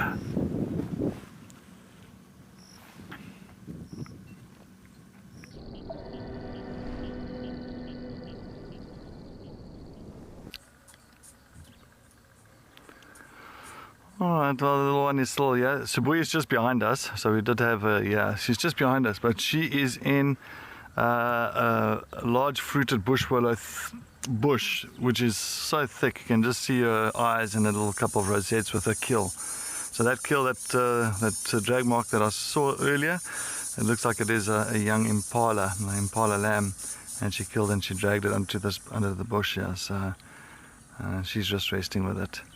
Well, this youngster is just loving life up in the tree. Ooh.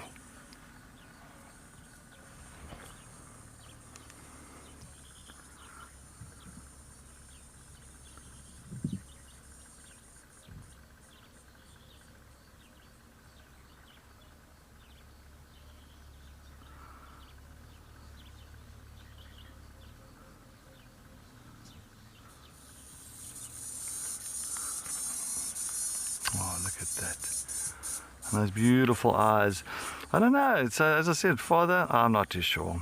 A lot of people saying Molwati is the father of this youngster. I just want to guide this other guy in here quickly. I do apologize if I... Oli, Sabui is just behind us. Just behind us here in this large fruited bush willow.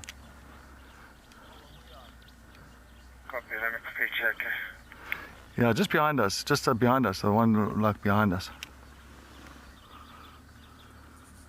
Copy.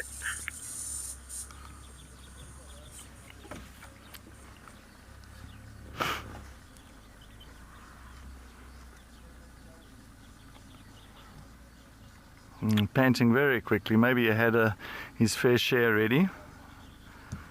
Many times you'll find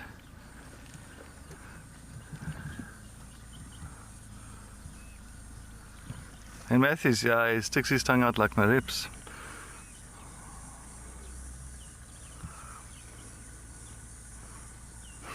Take it out now, he's just found a nice little spot there. He is. He's loving it.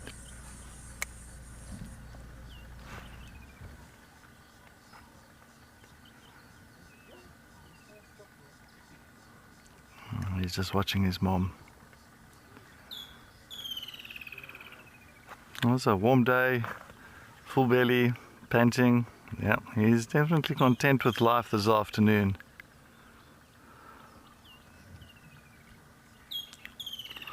No, George, he's not suckling at 8 months. He's not suckling. No.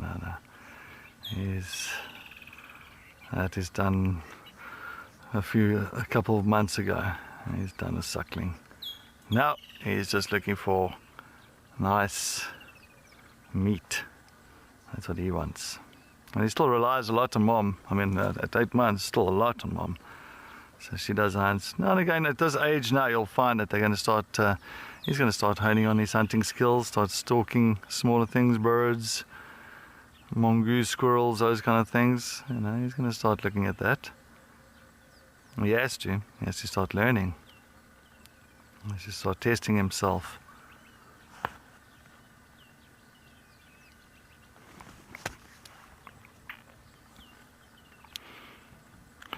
Yeah, I don't know if you're going to say you don't see any tortoise span in this boy. I don't know. Yeah. I'm not too sure. I'm not too sure. Because remember,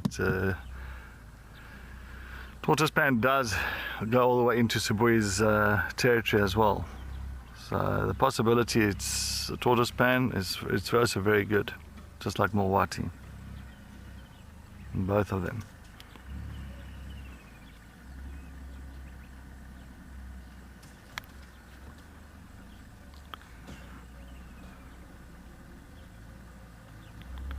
And he's a very curious boy, this. When we got in here, he was lying on the other side of a branch. When we drove in, parked on this side of the tree, he actually got up and he came closer towards us and very curious. And then he lay down and just watched us. Very curious.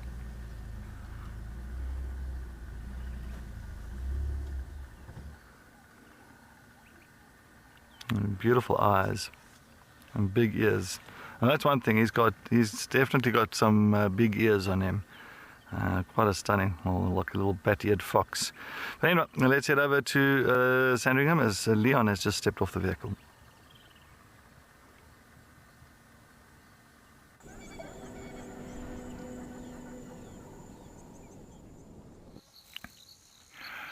Oh, well done, Cedric. Glad you got that young leopard, and hope Mom pitches up.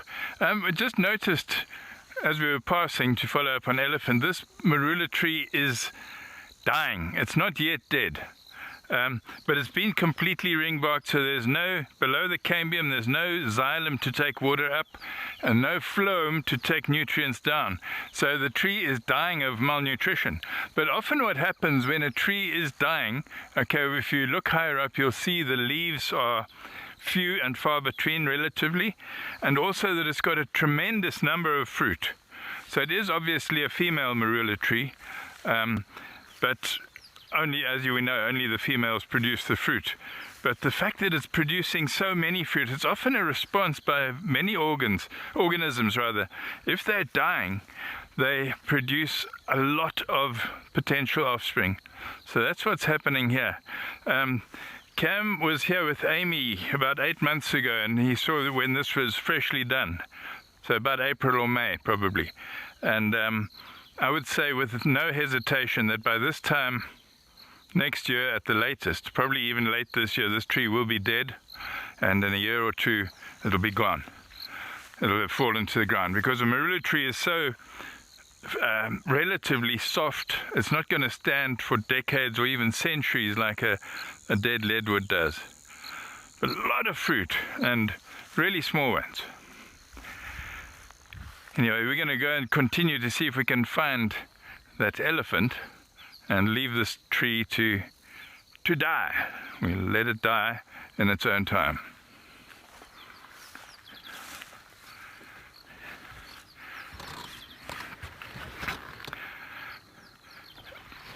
Michelle, yes, it's sad, but that's how it is, hey?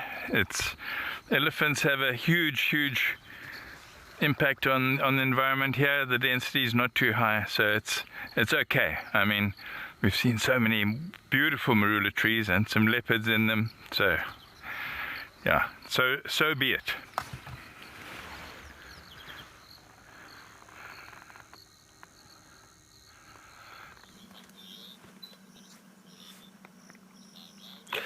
Well, yeah, I have to be very careful on top of trees not to fall over. But here we got one of the cabs from Kaleo, not worried of falling over because Kaleo is on top of a termite mound.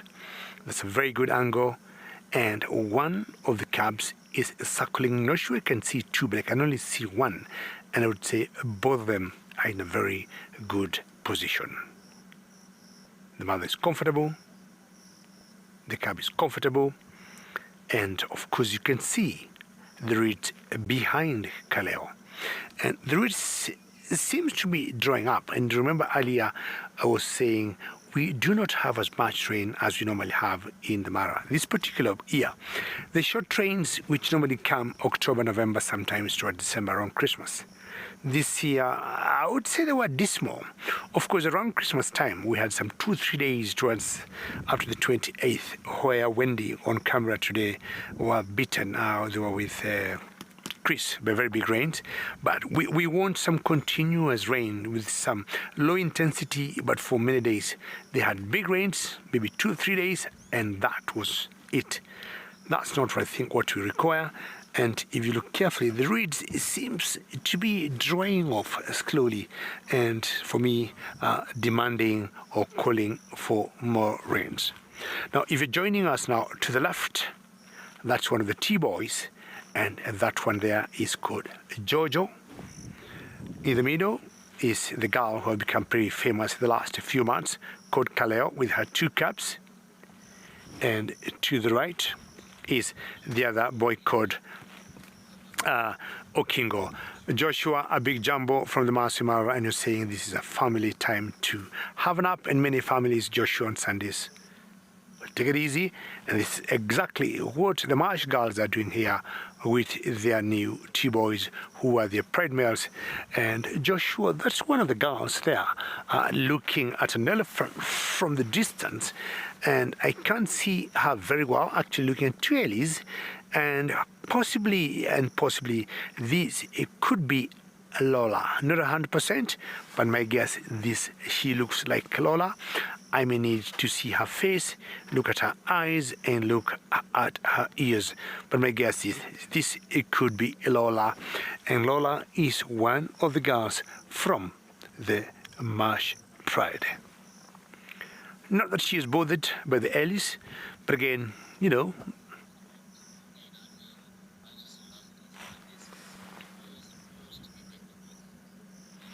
Canine Girl, I mean, these lionesses. I mean, Canine Girl, you know, we got over 50-60 prides of lionesses, you know, in the Masai Mara. But this particular pride, Canine Girl, have made a name in the world map. The documentaries that have been done about these particular girls here. And more so, Kaleo, and yeah, this is Lola, Canine Girl for sure. This is Lola, who was just looking at those 2 ellies. Yeah, and Canine Girl, I mean, so many documentaries have been done, and I'm sure before the filmmakers commit to themselves, they'll always do a lot of background check. They'll always have to prove maybe to the financiers of the film, why do we pick this pride and not the other? So the Marsh Pride Canine Girl has had some wonderful stories to talk about. You remember I was just saying a few minutes ago how this particular female here, Kaleo, with her 2 cubs, how she has lost 3 liters, you know, in 2 years. And the last litter that she lost was through buffaloes who trampled on. She left 3 cubs and hid them somewhere near her den. And she went hunting, looking for food. And we know buffaloes and lions are immortal enemies, and a herd of buffaloes happened to be close there, and they trampled on the 3 cubs. One survived, but he had broken legs and not much, you know. 2 died, once, you know, died shortly after. But we have a very good story now, you know, we are writing Canine Girl about Kaleo with her 2 cubs. 2 boys, and I am thinking we need to name them, and we do not know what names to give them, but in the meantime, let's go back to Cedric with his leopard.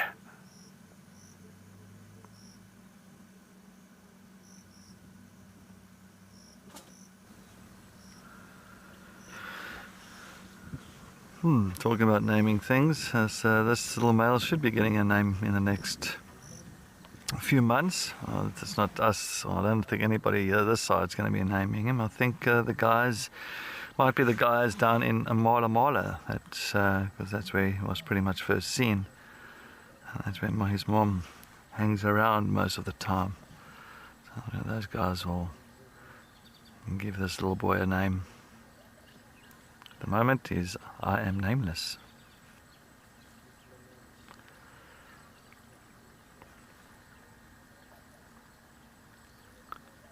The whole idea of the names and all that is just so we can understand where they move. So like this little boy, for instance, if his name is Johnny, for instance, we see him here now, and 2 months time somebody sees him in the south, we've got Johnny there, you know what I mean? So it's just like at least we know his movements, instead of saying we've got a young male leopard here, a young male leopard on that side 2 months time, and we're not going to say it's the same one.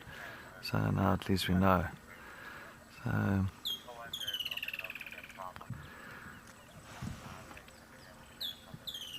well, it's amazing that we get to see this little one and his mom a little bit more often now. If you say a little bit more like Mawati, the eyes and the ears. If you say so. At the moment, I just know he's got big ears. That's about that. But it's also amazing that his mom is moving more into east, into this area now again, especially when Sibui, the mother of this cub now that's behind us, especially that her previous daughter Langa has started to, not previous, but I think about 3 litters ago, her daughter, actually more, 3 litters ago, her daughter Langa has pushed away more from this side. She hasn't been seen this side. We used to see her more quite often around here towards the cut line, just into Jackie Sabi house. It seems like Langa has pushed more to the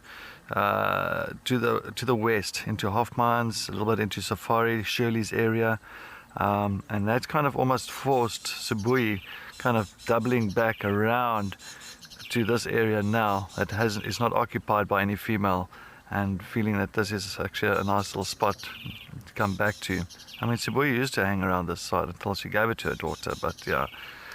So interesting, a little bit of movements with female territories, and that does happen. Sometimes it happens due to maybe male leopards as well coming into the areas, new male leopards. Very interesting, Jackie? I can just take a look now. Very fine little speckles on top of his forehead, like a lot of little dots on that forehead of his, and it's almost looks like a little trophy with a lot of interesting black lines on it. So yeah, very, very pretty.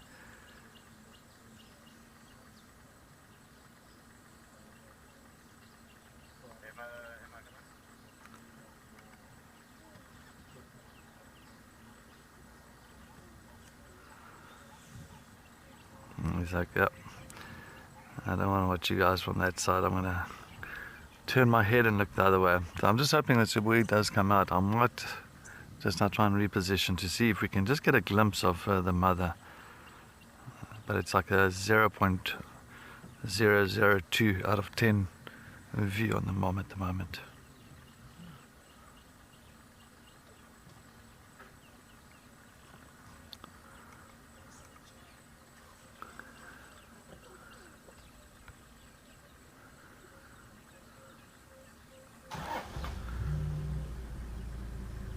I'm just hoping that the Notton's male doesn't push all the way this side, because tortoise pan comes here, and if it is tortoise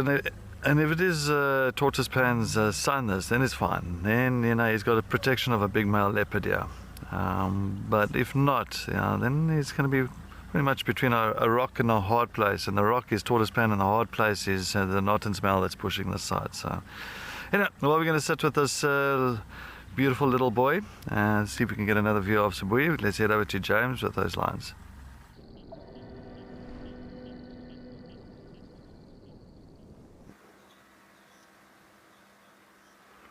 I hope that leopard gets a pretty name.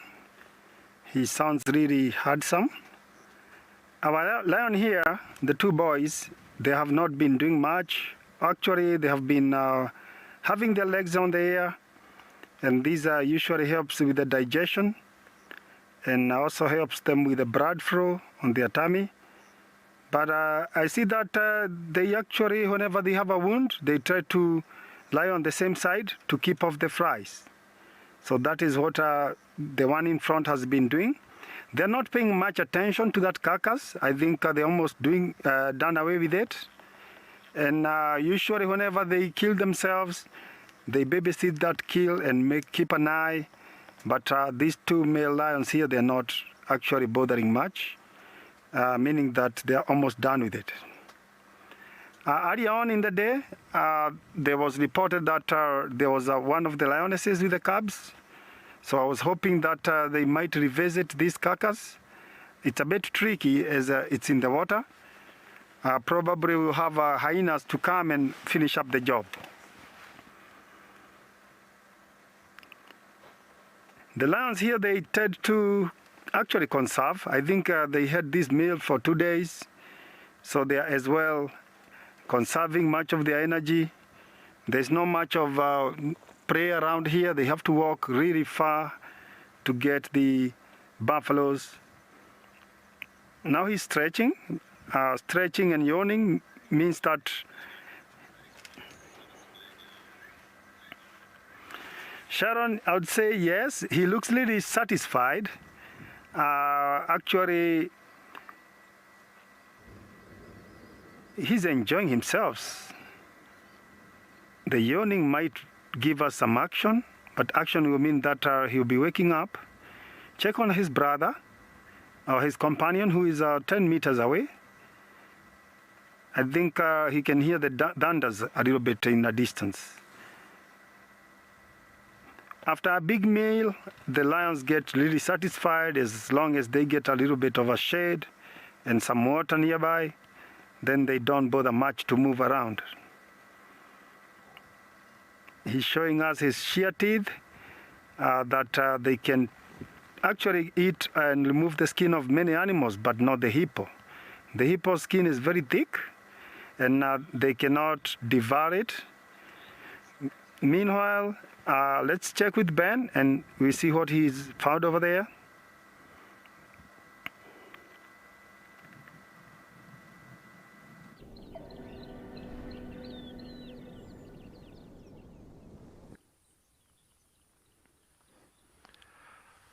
Well, we've also got a sleepy, I was going to say predator, but I suppose omnivore really. We've got a black-backed jackal, who, well, he was having a bit of a snooze. Sorry, did my voice disturb you? I apologise.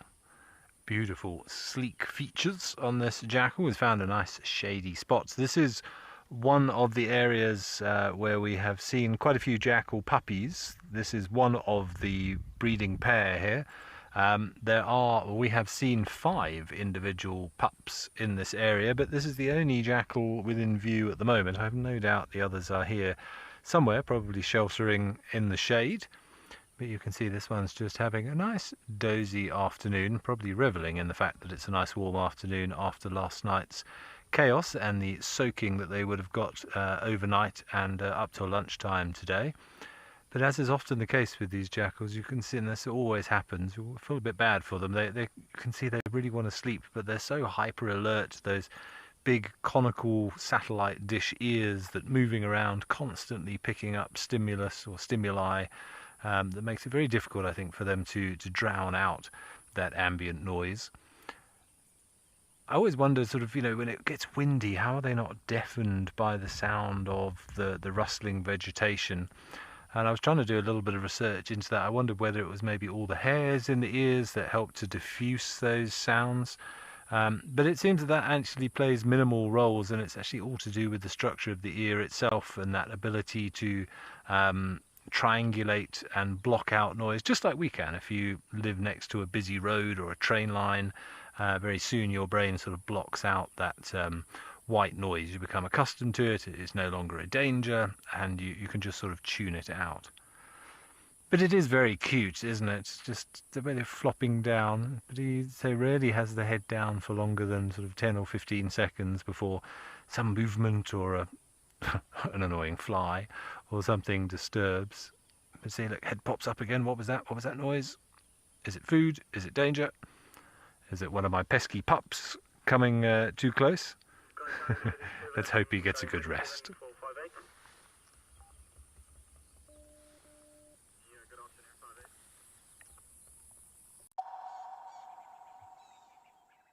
Wild Earth Travel has a green season special just for South Africans.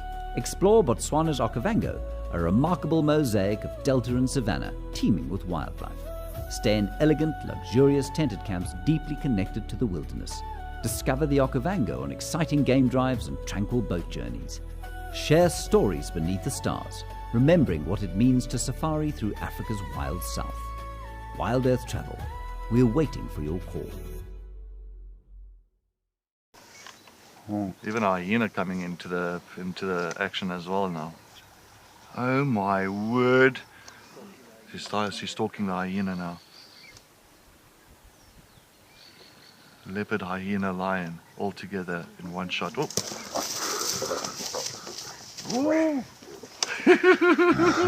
This is action-packed.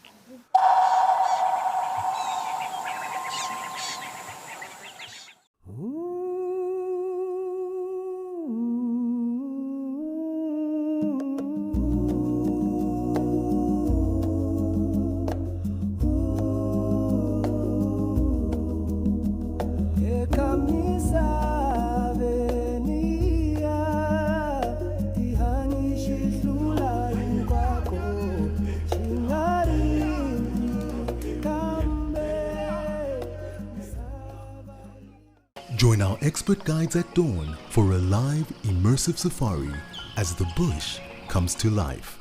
Found ourselves a chameleon, and look how he's changed color. Every sunrise brings new discoveries. Pound for pound, a leopard is one of the strongest cats around. Ask questions, share your thoughts, and connect with nature, live and in real time. Great excitement, great happiness. Start your day with adventure. Out here, every moment counts. As a Wild Earth explorer, you won't miss a thing.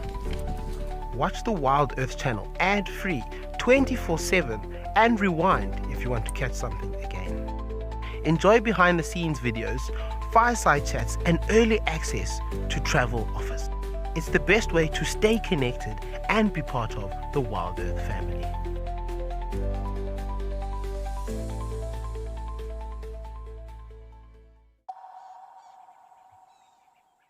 Engineer to just come and bump into him. He looks perfectly okay. And this could be going out to maybe 3 weeks now, you think, Wendy? Since that fight? Or 2 weeks? 2 weeks. Yeah, Wendy thinks about 2 weeks. And I'm not sure Okingo is in any play mode. And the cub thinks, the two cubs, the dark one is always more playful than the light one. And you can see from that.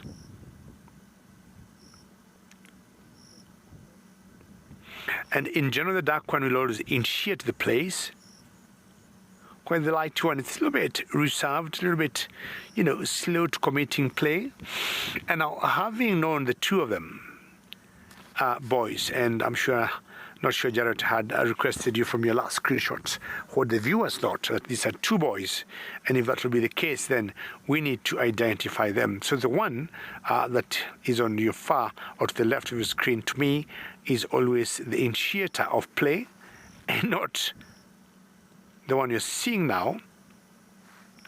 So I'm telling Wendy, we need to identify these boys. Get them some lock condoms. But yeah, Jared is telling me nobody have said anything about the sex of these cubs, because also from another guide told me one of them is a boy and one of them is a girl. What I will need to do now, between now and maybe the next couple of days, I am going to confirm 100% who is the boy or who is the girl, but definitely one of them is a boy. And once we know, remember we had said, and Camila, you're saying these two are so funny. I'm not sure they're thinking when the time comes to mate, that's how mating is done. Look at him. He is very naughty. And then Camilla, possibly, that one is the boy. Maybe, I could be wrong here. There's nothing as cute as seeing, I would say, cubs of cats, be it cheetahs, leopards, or lions playing, and especially at this very tender age.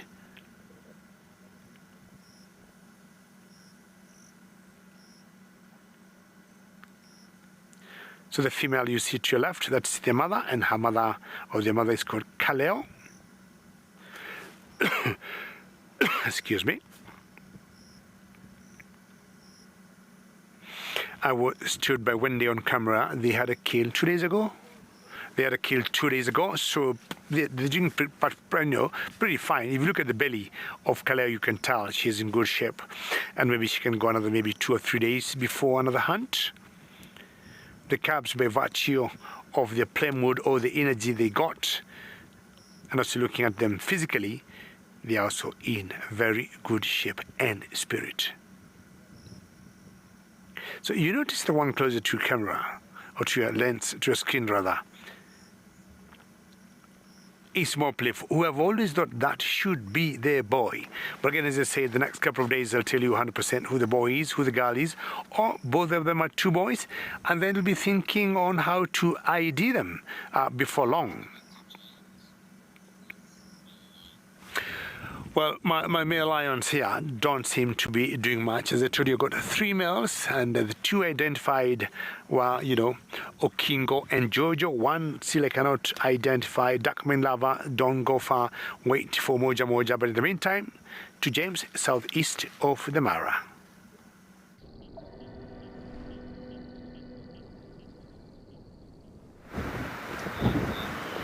Well done, David.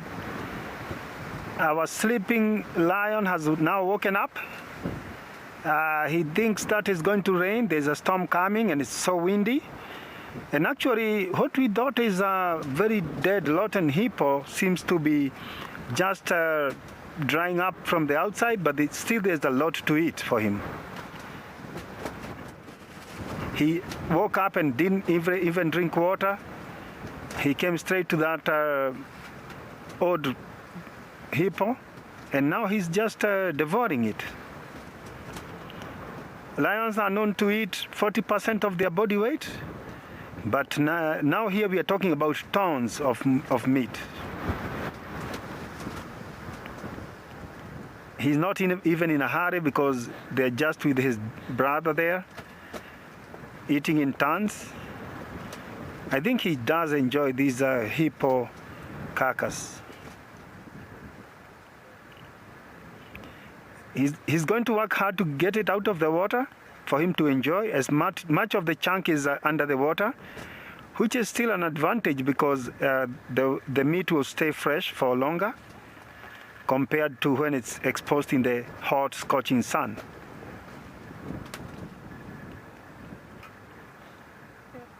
That part he's eating is near the chest. There's quite a lot of meat on it. That means he can eat it until tomorrow. This is a very big meal for actually the whole pride, up to 20 lions. As long as there's no hyenas coming to share the kill.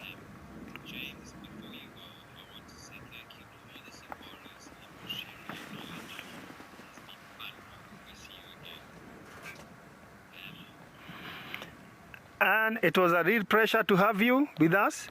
And I've really appreciated all the questions, all the engagement. That has been a really fantastic 3 weeks of Mara magic. I think he wanted to taste, rather he needs some more pepper or salt on it. He doesn't seem like he enjoyed it as much. Now he's walking away. Close. He's going to join his colleague. He might go and wake him up. Reposition. All right. I think for Mupo, let's see where he's going. So we catch up with him.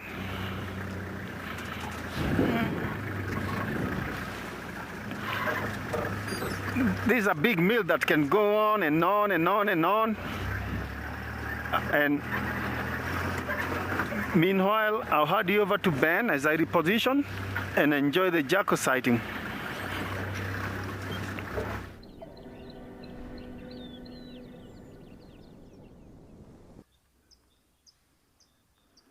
Yes, hello everybody. We've managed to find one of the pups, or should I say one of the pups has found us. We have had the most delightful sighting over the last few minutes whilst you've been busy watching lions and things. This little pup is so confident and so sure of himself that he's come basically right up to the door, so close to the front of the car that we couldn't even see it. Sniffling around, he's been playing with sticks, he fell over, got his legs tangled, and he's now lying, what, about 3.5 meters away from us maybe? Just keeping an eye on him. Who is this strange creature in my home? But this is the only one that we have seen so far, but so there are at least 4 here. Or at least 5, sorry, so there's 4 more unaccounted for. But this is one of the groups that we have been seeing very regularly. There's sort of 3 or 4 little families of jackals that we've been checking on quite regularly. And they are just the sweetest little things. I'm not sure how old they would be. I would think about 3 months or so. He keeps nibbling on things. Num num num num. It's an omnivorous creature, so why not? His little fat belly swinging. Oh, he's going to go behind us. We're going to have to try and change the angle.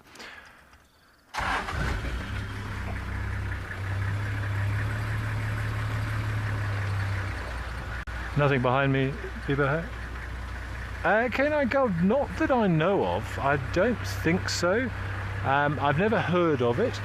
I think they are such good parents, jackals. They look after their young ones very, very well. I don't know of any specific hierarchy or whether any of them hold sway. I imagine it'll come down to confidence and, I don't say strength, but strength of character, perhaps, is a better way of putting it. Really, are you going to disappear now? You've been like sitting on the car, basically, for the last 10 minutes, and now he hides. What a shame. Alright, well, that was pretty amazing. We had a beautiful sighting. I'm glad you could see some of it, but we're not the only one with youngsters. Let's head back up to David with his little lion cubs.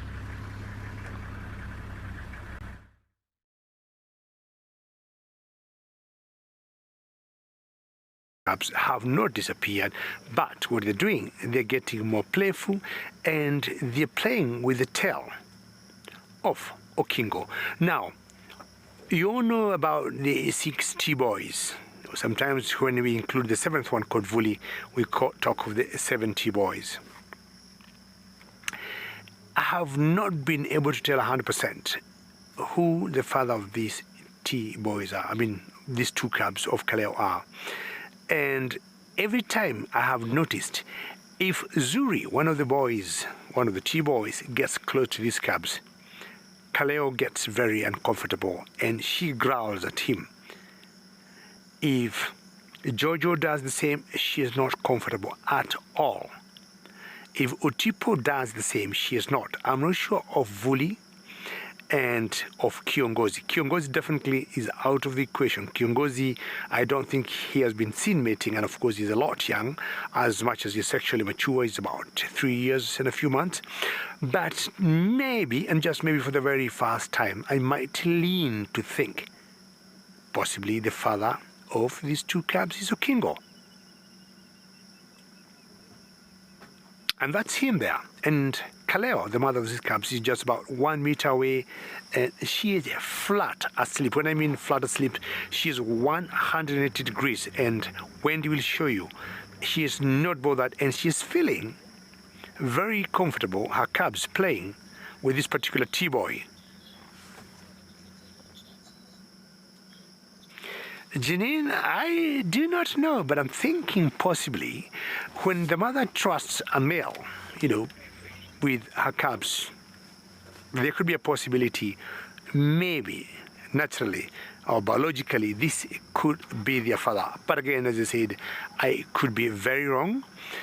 Every other male who have come close to these cubs, Kaleo that you see to the left of your screen, has been very uncomfortable. But look at Okingo, see the playtime they're having together. and she's like, you can go ahead and do it. Maybe they're friends, but my guess is for now, and that might change, possibly Okingo could be the father. But also remember, a lioness could mate with 1, 2, 3 different males at the same time and conceive from multiple partners. So possibly maybe Okingo has fathered one cub here, because the 2 cubs are very different in complexion, are also very different in behavior. We have noticed that the dark one is more playful, more that than the light one.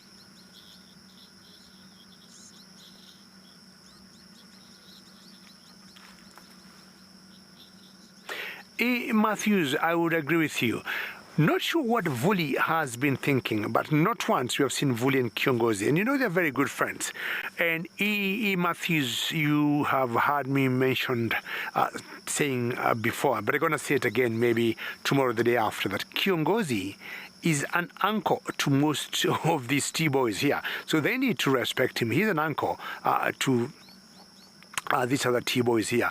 But Kiongozi and Vuli have been hanging out together. But before I left home in Matthews, Kiongozi had joined these other boys, and Vuli was living as a satellite male, or he was just loitering and moving alone, and not sure he wanted to start his own life. But the last I saw is like Vuli could be on his own, and Vuli might come. Kiongozi might come and join this particular boys and not live a nomadic life. I just wish we would have a chance to see Okingo rise and shine, and you see all what he has been going through. Well, I'll try and move. Earlier I had promised Darkman Lava about watching Moja Moja. I'll just reposition and see if we might see it.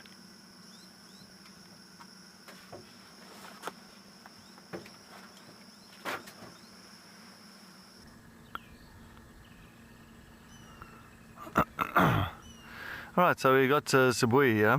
Now this is Mommy Dearest, that is resting under this large fruited bush willow, but she's so well tucked away now. I'm going to just show you how well tucked away she is. There we go. And that's where she is, tucked away. And then the little one is further just behind us now.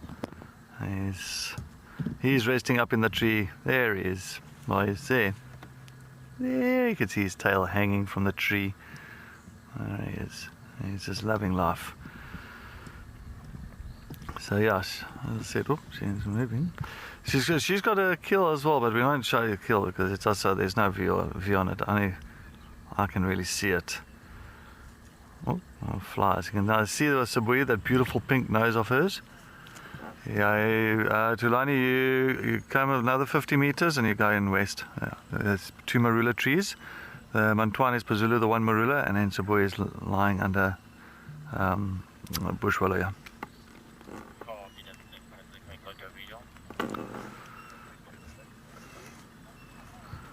Oh, she's decided to move now.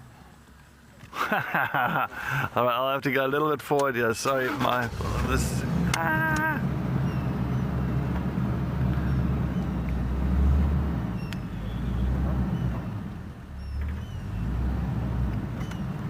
I think that's going to be the best for now, eh?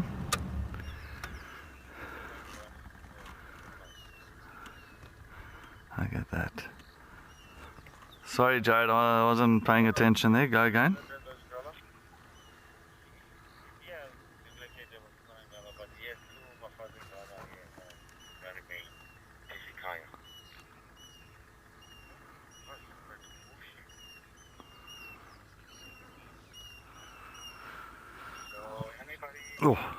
Can I go? No. Look, I think this little boy, he is so inquisitive. I love Sibui's little cub. I think he is really inquisitive. Shapuku, yeah, no, for sure. The only times we do see Shapuku, and we don't get to see him that often because, fortunately, he's a leopard that is very shy and doesn't like to hang around too much. But I love Shabui's little one. But yeah, you can see her resting so nicely in this grass. All right, there's a few vehicles coming up now. So we're going to start making space for other vehicles. So while we do that, let's head back to Willem Leon there in the Sandringhams. Right.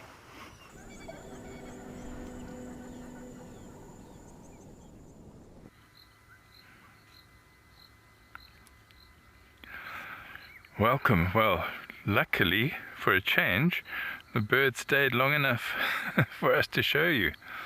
A beautiful European roller, and quite a brightly colored one. Sometimes the European rollers can be relatively almost washed out in color. There seem to be two migratory populations, one which is brightly colored like this, and one less so. But a beautiful bird, and generally silent when they're here in southern Africa. They migrate here from, I guess, mainly southern Europe, southwestern Asia, and they're just here for a few months. I think they probably arrived about 2 weeks ago. A little bit bigger than the lilac-breasted roller that you all know so well.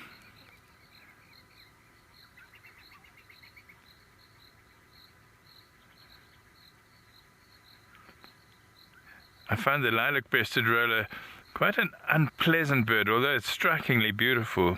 They're quite nasty to other birds, kind of bully starlings or other birds, and they might want to claim a nest from.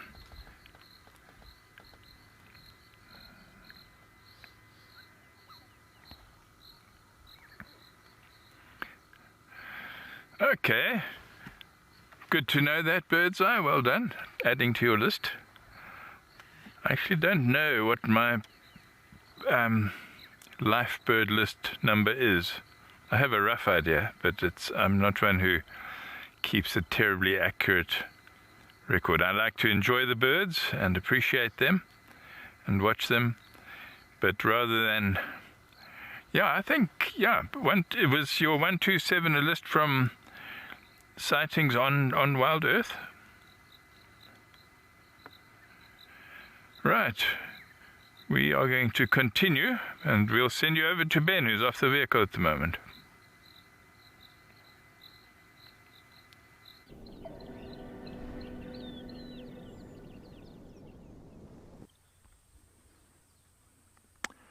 Thanks, Leon. Oh, I do like a good bird list. I have far too many from different places.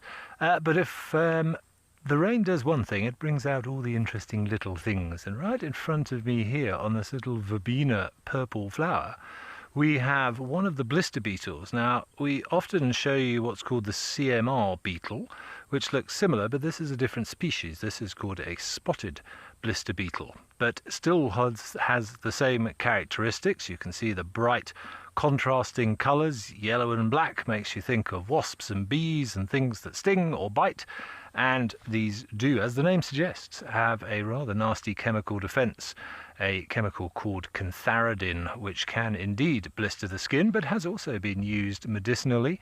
It is the sort of the core, what should I say, ingredient of the, and I use the word loosely, medicine Spanish fly is based on cantharidin of the blister beetle. Now, these little guys, as adults, do feed on pollen, but as nymphs, they actually seek out grasshopper eggs. So they are actually a controlling mechanism of grasshoppers. And in other species that where the nymphs prefer pollen, or the larvae, I should say, prefer pollen, they will sometimes hitch a lift on the legs of bees and go back to the beehive and then feed on the bees' reserves. So a really diverse group of beetles. And I found another one here whilst I was sat here. Now, it's the same species, but you can see slightly different markings. That the first one we saw has more almost like tiger stripes. This one is more yellow, but you can just see a little bit of black on the side of the abdomen. And this one is noticeably smaller. So I've no idea how they change their colour with age, but it leads me to assume that this is a youngster. And as it sheds its skin and grows, those colours start to separate, and they end up more like the one in front of me here with the very obvious black and white. Richard, I don't know. I don't speak blister beetle, unfortunately. This one, I'm sure, is feeding on pollen in this little verbena. This one I found on a stick of dead grass, so maybe is just having a rest. I don't know, unfortunately. Blitter Beetle, what are you doing? No, you see, he's rather stoic, this one. But it is strange to just be attached to a dead stem. There's no nutrient value in here, even if they did eat from the... strange noise.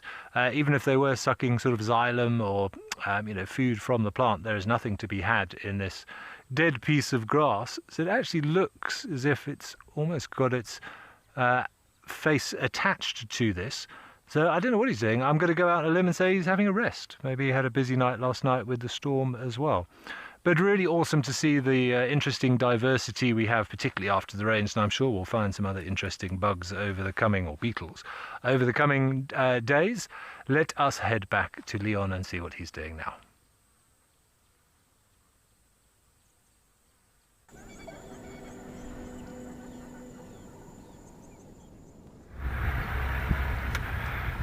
Thank you, Ben.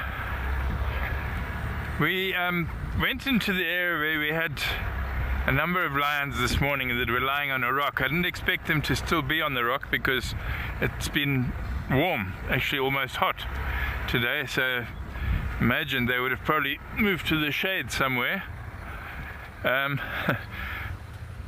But their tracks came in this direction. I thought maybe they went down into the Malawan River, but we can't really get there. It's very wet off-road there, so I'm hoping maybe they've continued all the way towards Serengeti, which is not too far ahead of us. I did see an elephant move into the bushes there, so I'm optimistic that our little Serengeti might be a productive area. It's not far and it's a lovely area. It is going to be wet there, so we'll have to tread carefully and not try to venture off-road anywhere.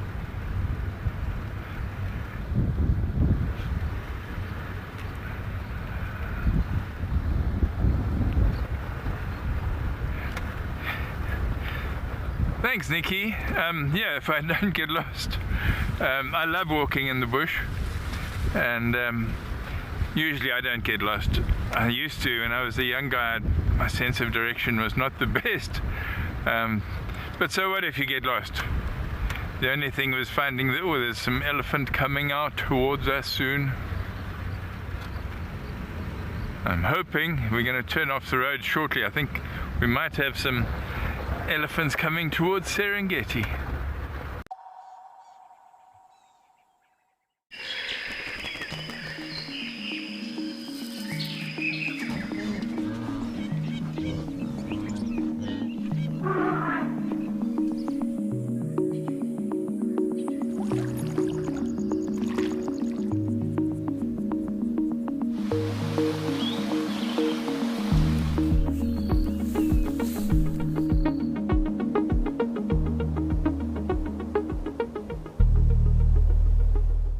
Wild Earth Impact Foundation is a non-profit that uses the power of wildlife storytelling as a force for good. We create sustainable development projects that showcase conservation stories, empower people, and inspire environmental action. As a registered South African PBO, you can make a tax-deductible donation to the Wild Earth Impact Foundation. To find out more, visit our website. When the Mara turns green, life surges, the air hums, the earth stirs, and the wild comes alive. Here, the wonder never ends. It just changes color.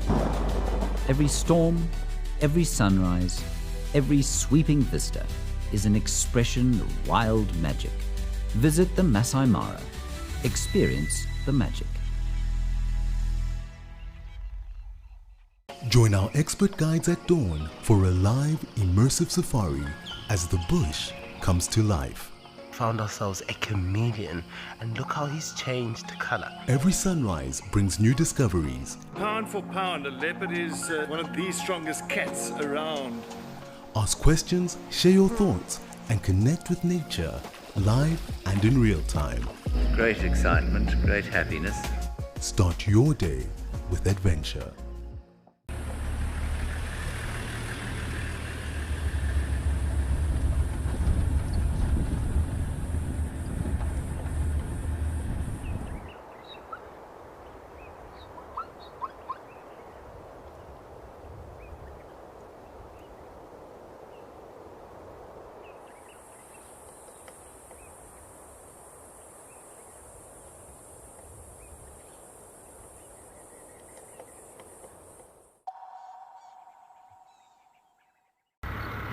I've got the road okay. Kim, just tell me if... Yeah, no, I'm okay with the road. Just tell me when you've got a view.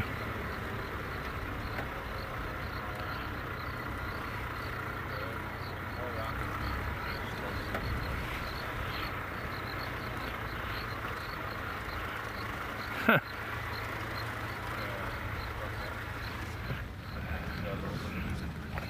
little forward.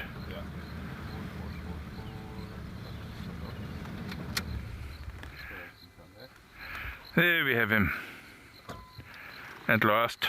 Sorry about all the manoeuvring. But I wanted Ellie this afternoon. We've seen a couple of bulls that weren't really approachable.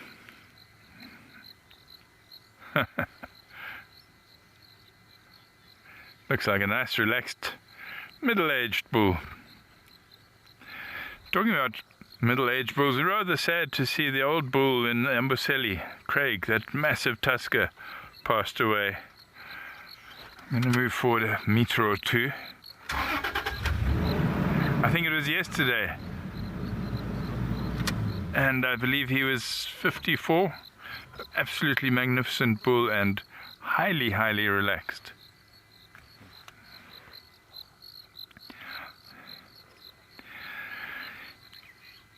Kim, probably sadly because of a lot of hunting in we're talking about 100 years ago and more, where ivory hunting was very much the done thing, and if you're hunting mainly the big tuskers, you're taking that pool out of the population, that gene out of the gene pool rather.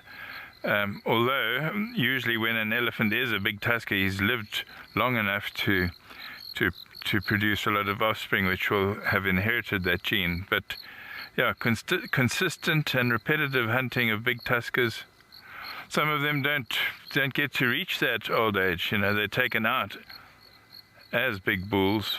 So yeah. And yes, it is largely genetic rather than just environmental factors like diet.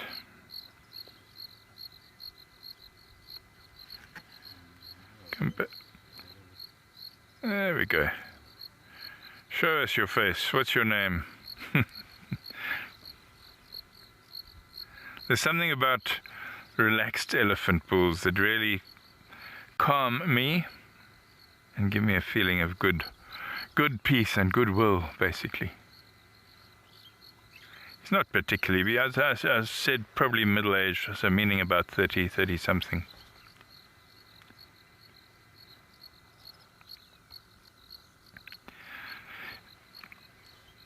Eve, it's probably neither, because it's a polyallelic thing rather than just one gene. You know, you don't have gene for just large tusk or small tusk. I'm going to move.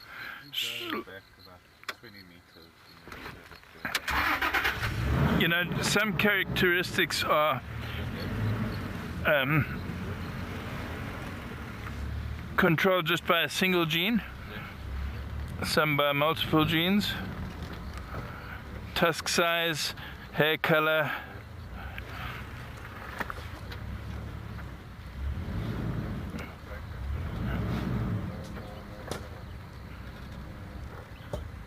Okay, sorry about this. We're getting into position for a great view. This will be great. Eye color is one in humans. It's controlled by a single gene. And in humans, brown eyes would be dominant over blue eyes, for example. And you can have let's say big B, little b, big B for brown, little b for blue.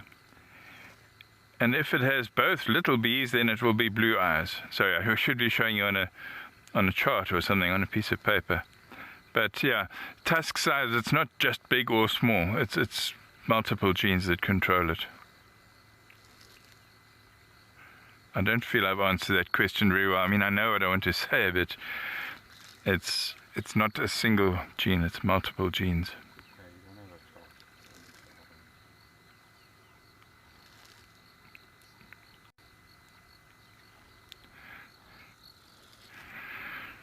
Thanks, Joyce. Yeah, I'll miss Sandringham. It's been a lovely time. It's been a lot of fun.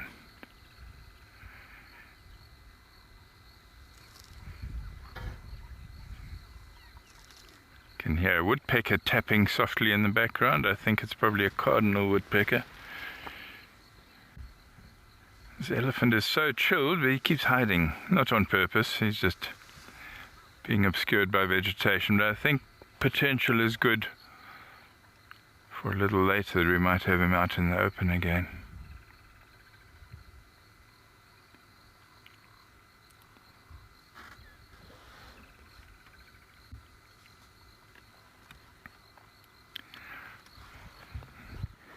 He is behind a bush. I'll move forward again.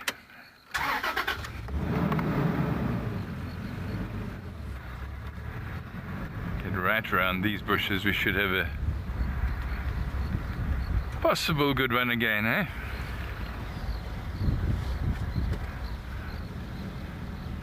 Be all right?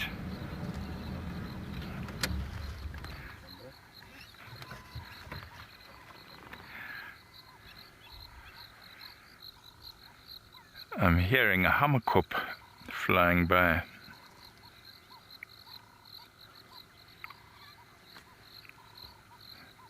Craig, they can be. I'm going to leave the camera on the elephant to answer this question because it's, you can see he's super relaxed.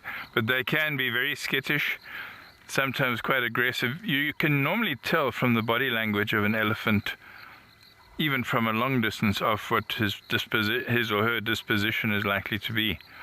If they hold the head up high, hold the ears still but slightly out, and kind of look down at you over the trunk with the head held high, then that's often a sign, this elephant is not very chilled. But yes, habituation of elephants to vehicles, it's much the same process. If you don't give them a reason to feel threatened or uncomfortable with the vehicle, then they come to accept, oh, these are fine. On his back. Oh, look at that, yeah. Cam just pointed out that muddy patch. It does look rather like a butterfly or a skate even.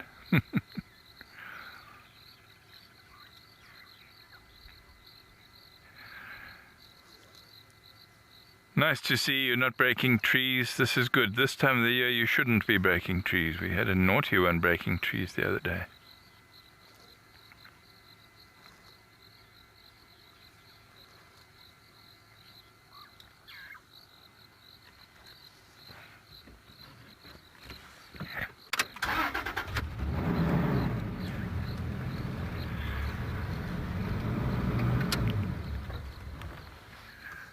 Okay.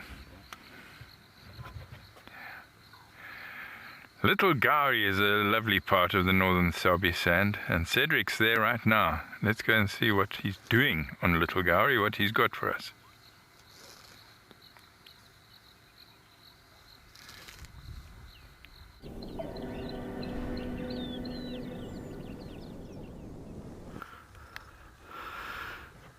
Alright, so we a triage plan with a whole lot of impalas and Little Gowrie.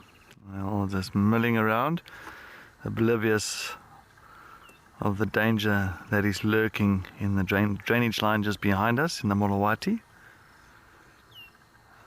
And you can see all of them just milling around, some of the youngsters lying down in the grass. A lot of little lambs, quite a huge herd this. It's a big herd actually, this one here that hangs around on Little Gowrie and Treehouse Pan. Nice harem.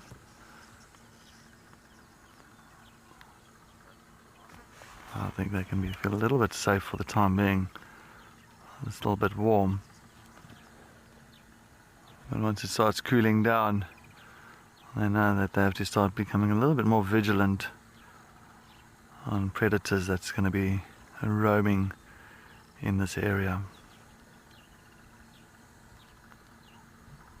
And that's why one thing about impalas, it's safety in numbers. There's so many of them, and especially the little lambs as well. There's plenty of lambs together. The more you have, more lambs there is, the better chance of survival. So yeah, it's definitely, it never ends. It's a sea of impalas. Look at that little one. Oh, there's little ones there.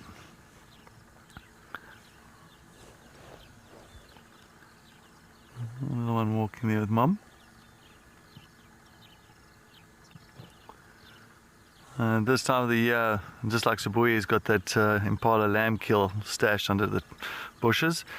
And this time of the year, unfortunately, there's a lot of predators that takes advantage of all these little ones. It's the same as yesterday afternoon when we had the lioness of the Nkuhuma killing the baby warthog. So, which a lot of these little ones do get taken, but a big reason for them doing so well is that they do drop their lambs practically together, and they see all those lambs together there. All right, let's head over to Leon.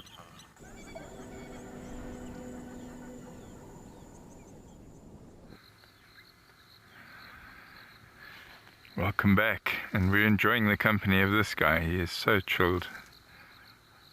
Couldn't wish for a better scene in the late afternoon on my last day.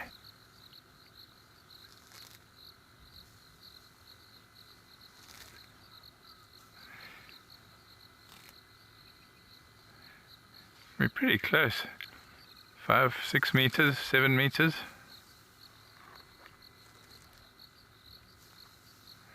I love watching that trunk, one trunk tip full after another. He's chewing the one, he's getting the next one ready.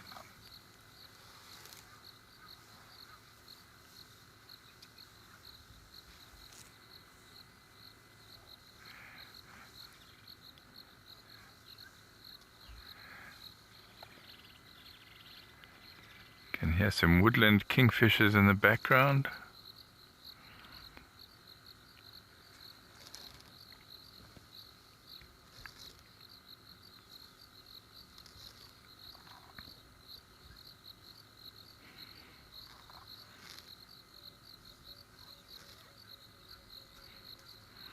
Oh, Miss Sandringham's elephants, they're generally very polite, lovely elephants.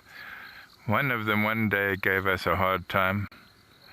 We had to reverse a long way along a wet road to get away from him. He was in must.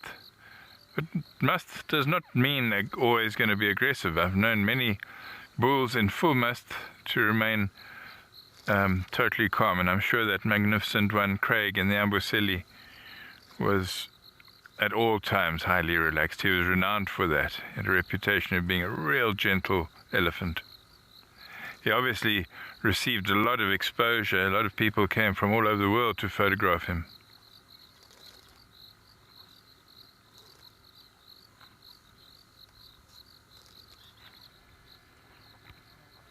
But 54 and dying of natural causes. That's, he had a good innings, not an exceptionally long life, but 50 to 60, maybe 65 is what you'd expect an elephant to live.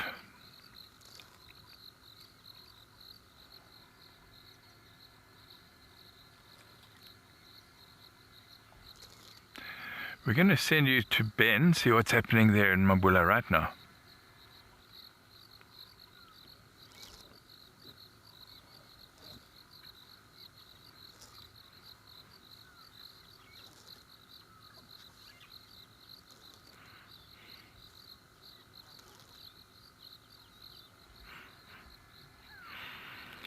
Welcome back.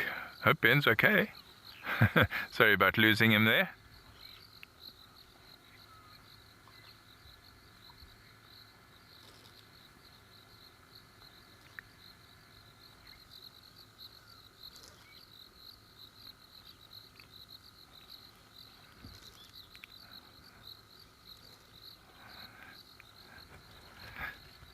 That's great, Deborah. Yes, that's why I wasn't talking too much, so you could hear the sound of that trunk wrapping around the grass and pulling it out. It is great.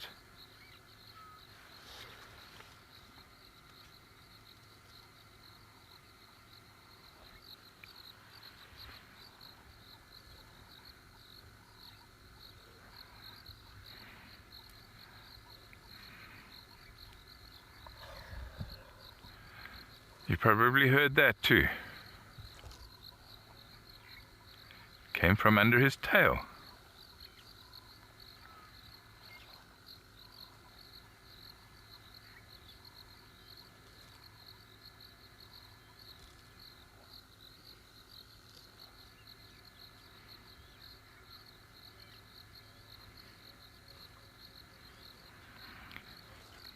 Does drop a fair amount of the grass, doesn't he, when he puts some in his mouth? Some of it falls. Eat your salad properly, don't mess, don't waste.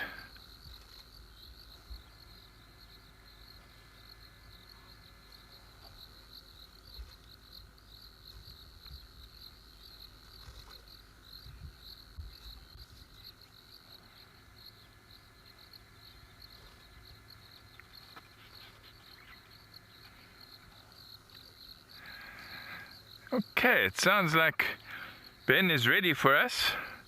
Let's go over to him now and see what's going on there at Mabula.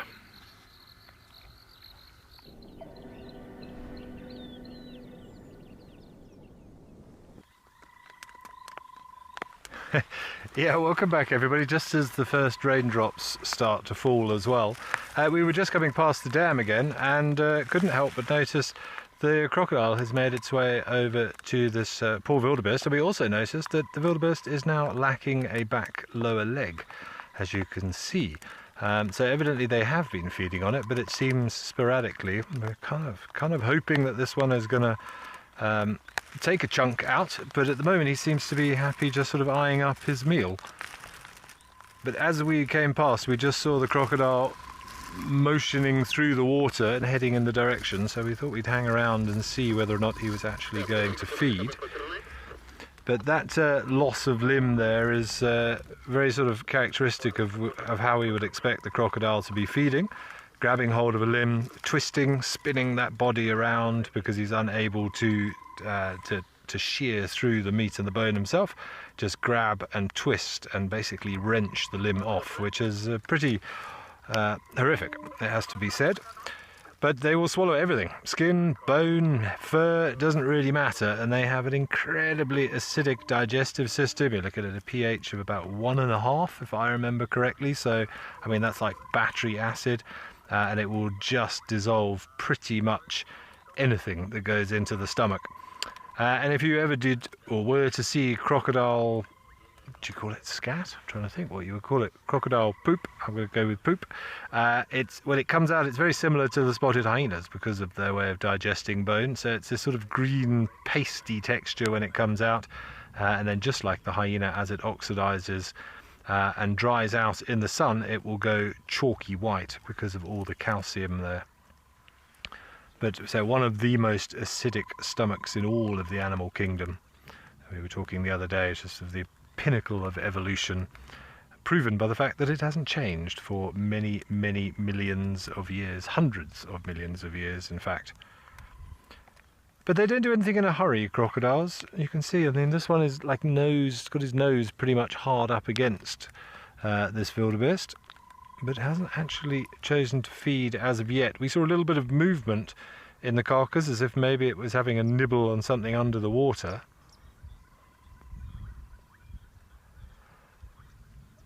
George, no, I don't think that would stop the croc, because they've got such intense stomach acids, they can eat rotting, fetid meat without any problem whatsoever. Oh, here comes the rain.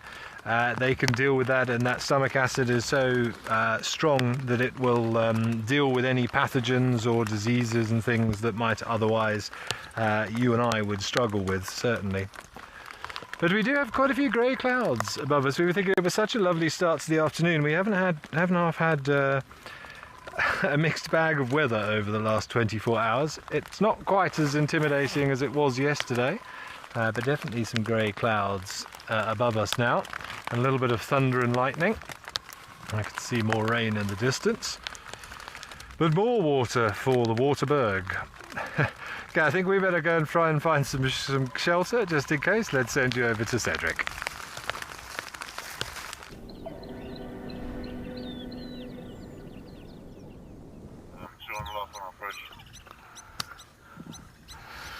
Right, nice, good luck there, Ben. Stay safe and dry.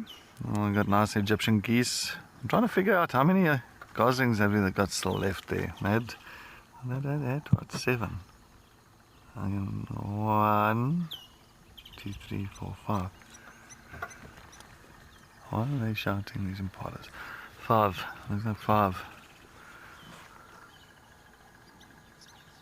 Was it just 2? It's more than that, eh? 4.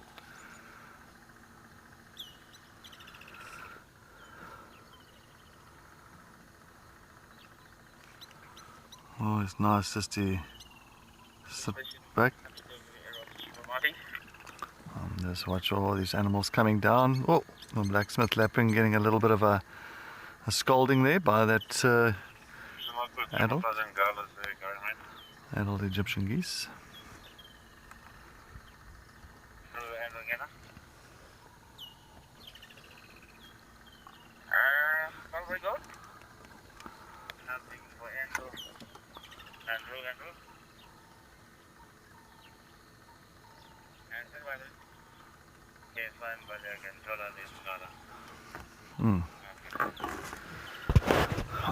Shiv, final thoughts on Mulwati. I think, I think he's gone. I'll put 95% chance that something happened to him and he wasn't looking good and he got killed by something or he just died. So I'd say 95%. I said I was giving it to the 1st of Jan. And there's no tracks, there's no calling, it hasn't been seen by the guards. So yeah, unfortunately, Shiv, that is my verdict for Mulwati. Which is always sad, but very sad.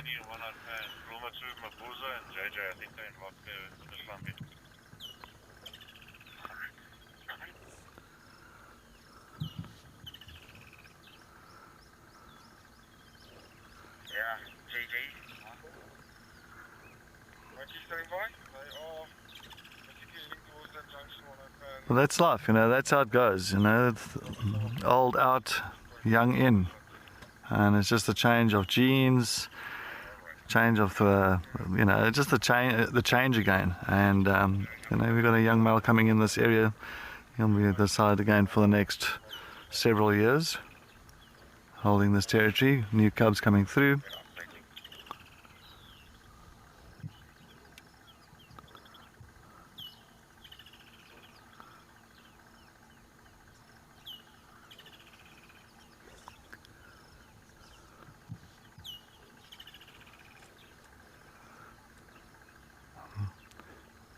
Yeah, right. No, definitely. I know he had to live up to his name, but unfortunately. I'm putting it on the fuzzy and the pin punch. Stand by 1 to make your way. Great, copy that. That's coming. I'm on the way. I reckon this visual would be from the southern side. Holly's there on the northern side. I'll go southern. Okay, copy.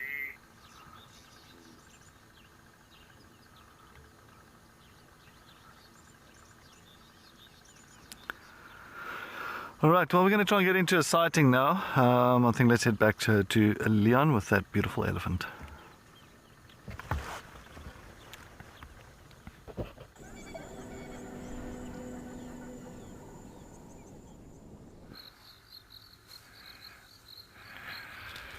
Yeah, always sad when something like that happens, especially if you don't know for sure what happened. But he also lived a good life.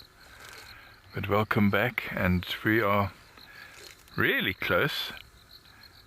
So I'm just going to watch him and speak quietly and enjoy the moment.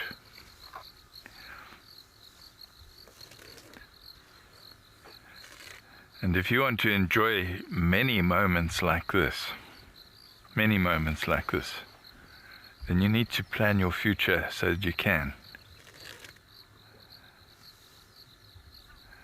So one of the ways of doing that is to invest wisely with Alex Forbes.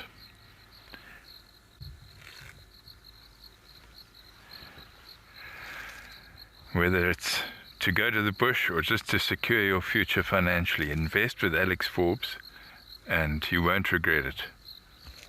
So just go to invest.alexforbes.com and you're sorted.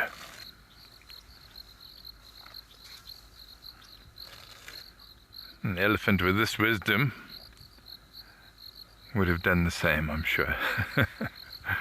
Yeah, thanks Alex Forbes again for sponsoring this sunset safari.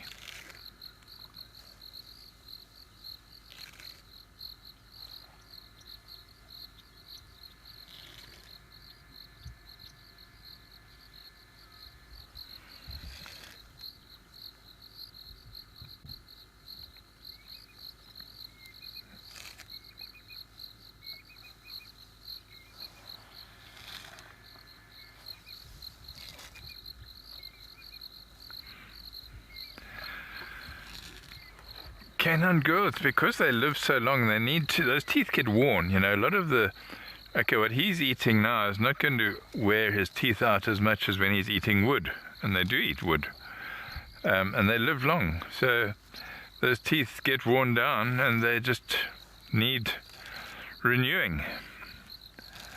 So as the one set gets worn, there's another one ready.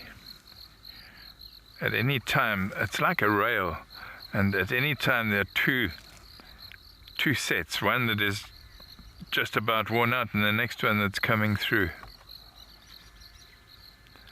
And as you know, of course, 6 sets during the life. On extremely rare occasions, I think there have been cases of a 7th set. Cynthia Moss, who did a lot of research in Amboseli in the 70s, and 80s, recorded that it has been recorded, but on very, very rare occasions. So typically when that last set gets worn down from too much wood, then they just, I mean, they're still able to eat, but they can't chew it enough to digest it enough, and so they slowly lose condition and perish.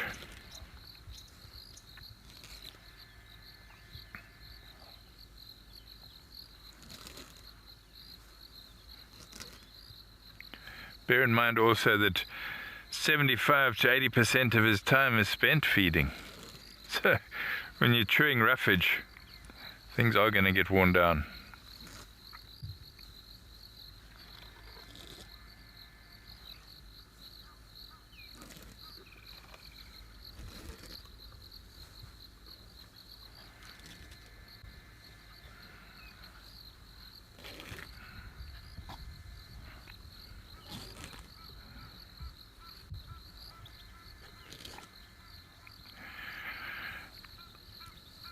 Hungry hippo, I don't think I saw any of the famous tuskers. There was one, I think his name was Chokwan, who came into the Sabi Sand quite a lot. He was quite a big tusker. And quite a number of relatively big tuskers that were not named that I saw in my years of guiding.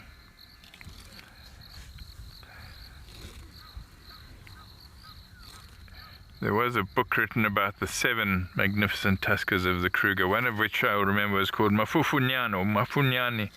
He wasn't particularly big in body, but he had unbelievably long, straight tusks that touched the ground. He was an irritable one, that's why he had that name. Mafunyani or Mafufunyani, which means the irritable, grumpy one. And there was Duke, who was very big. Shavu, who I think was particularly relaxed. Don't remember the names of them all. But iconic creatures, these big tuskers. And I think Craig was known as possibly the last of the super tuskers.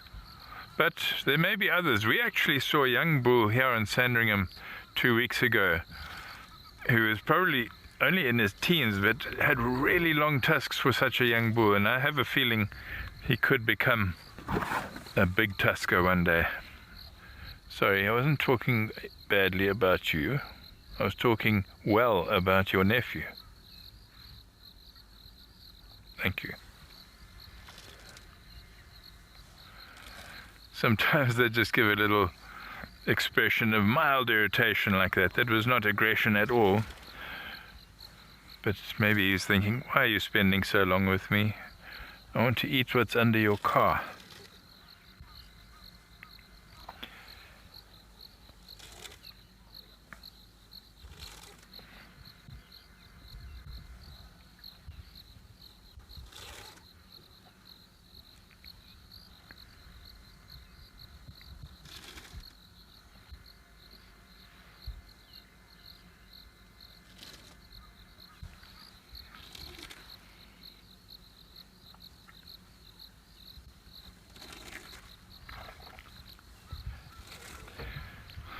Yes, Didas, they do. We can maybe have a look right into this one's ear. There you can see where it is, where there's quite a lot of hair there. Hair, obviously, to help protect the ear canal. But they hear very well. The actual ear hole is where the ear connects with the head.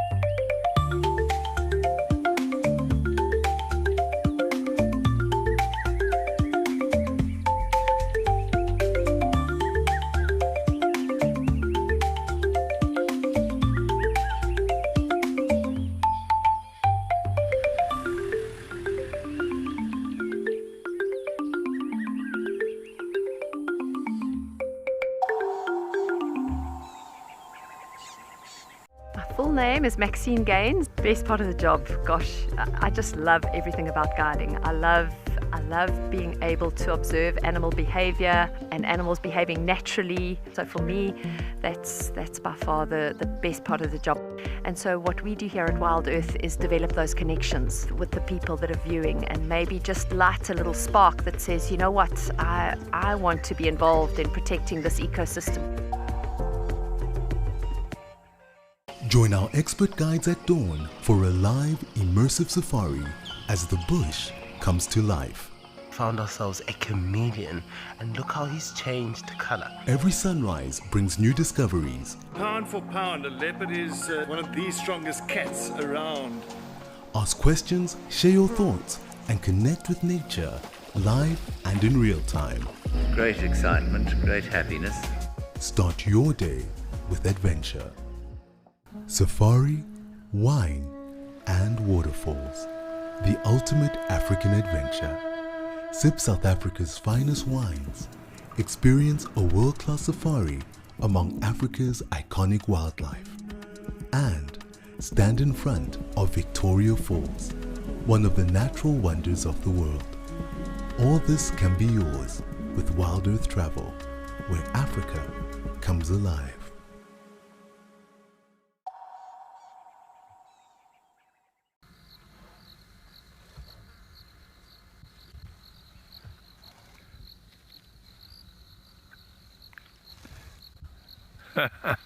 Sandy, yes. Yeah, it is mildly irritating when you see that, isn't it? But yeah, all creatures, all animals with eyes will have that little bit of mucus that is produced, and we humans like to wipe it away, but animals don't really care.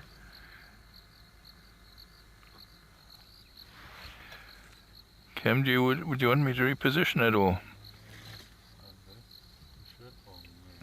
Okay, that's fine. Yeah.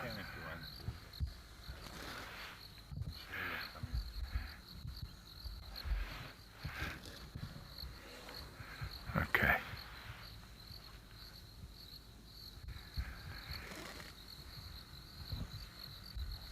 I think we'll stay as we are for now. It's actually a good position.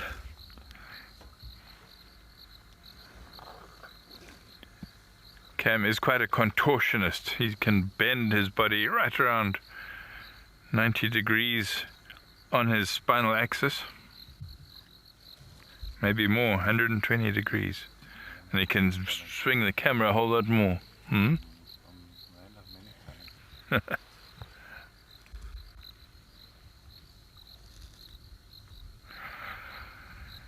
Right, we're going to spend more time in the general area, maybe move further along, but let's go over to Cedric to see what cute thing he has.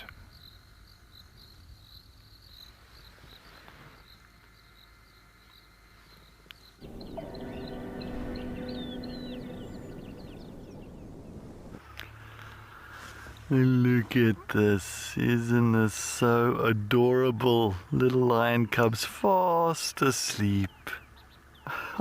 It's so beautiful. This one on the sand is so content. It is passed out, tummy full of milk, and very happy. Very, very happy. There's 6 little ones here with mommy dearest. We did see them this morning, same area, and we've got 2 that's busy suckling at the moment. You can see the one they're busy jostling for position on the other side there.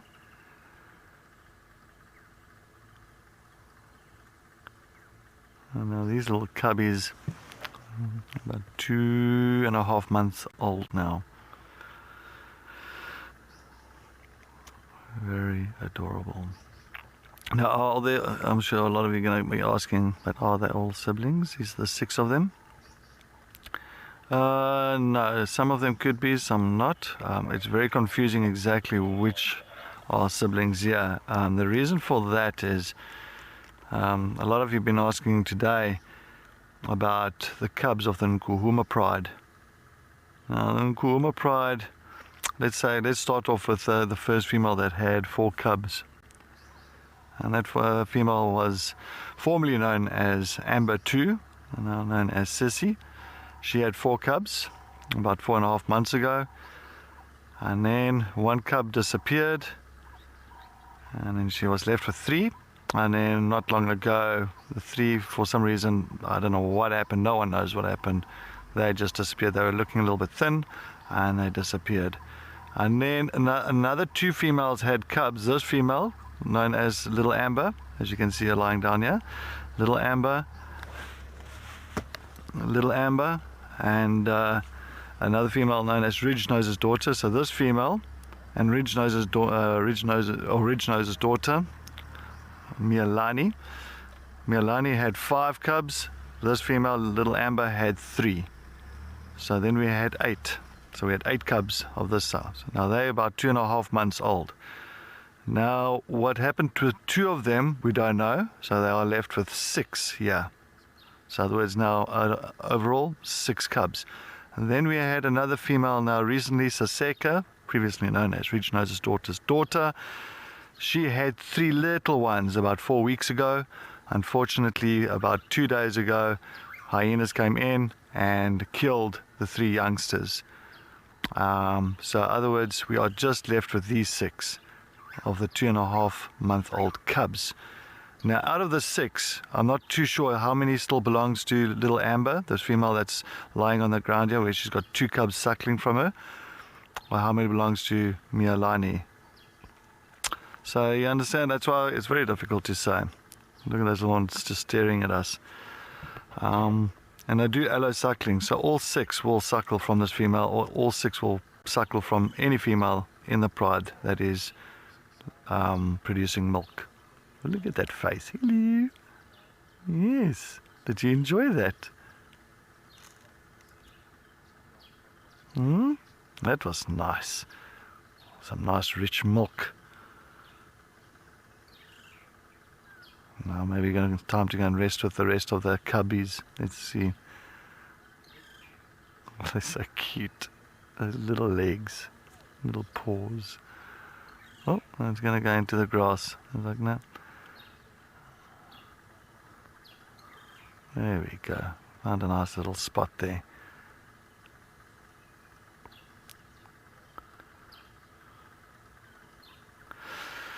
Petra, yeah, absolute privilege. It's so fantastic that we can now just view them like this. And I'm really holding thumbs. I mean, it's my last drive before I go and leave now, and I'm just crossing fingers, holding thumbs that these females pretty much look after these 6 cubs, and by the time I get back in 2 months' time, these little ones will be grown up.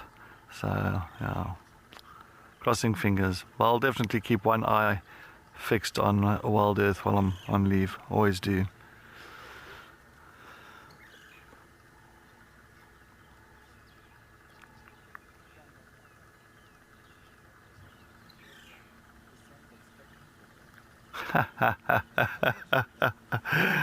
Grumpy old man, that is fantastic. What a, if you want to say, how can an old man be grumpy if we keep on showing these lion cubs? That's right.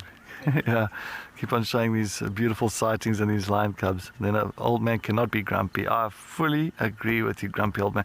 Grumpy old man, I think you should for 2026, you should change your alias. I think you should be called Happy Old Man. Yeah, Happy Old Man. How about that?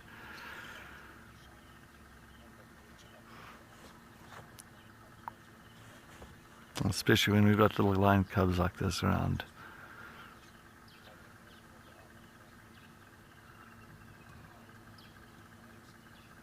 For this one close, he's passed out. Hasn't even moved, hasn't even opened its eyes. Nothing.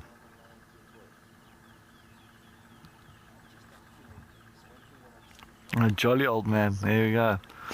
So, grumpy old man, if you're going to be sending through any more comments and questions, well, Jared says, and I agree, we shall be calling you, or we should be naming you Jolly Old Man. There we go, for 2026.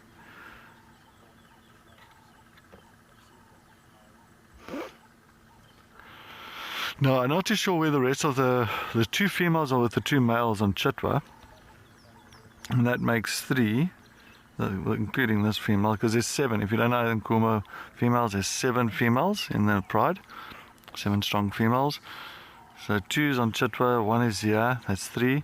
Another 2 was seen on Gowrie Main, close to where the old hyena den was on Little Gowrie. There's another 2 females there, so that makes 5, and then we are pretty much missing 2 females somewhere. Last night they were all together, and now it looks like they've all just split up for a little bit, but tonight you'll find they'll quickly find one another again. It doesn't take long for them to actually locate each other. A little bit of contact calling.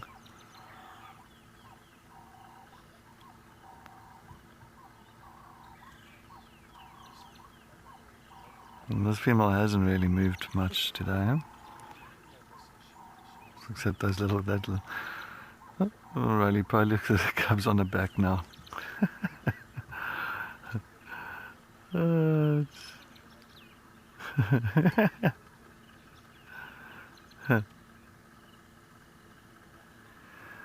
Penny Lee, no, Penny Lee, I haven't heard anything on Marips. I just know I saw the data capturing on Marips, and the data capturing for the 4th quarter, the last quarter, and he's been seen by other guides up in the north in Buffelshoek area in Maneleti, so he is doing pretty well. And as well, he's been moving into Kruger Park quite a bit, so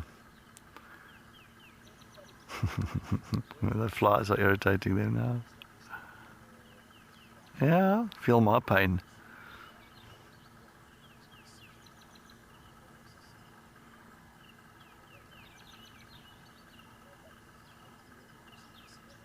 Well, as you can see, feel the afternoon is cooling down nicely now.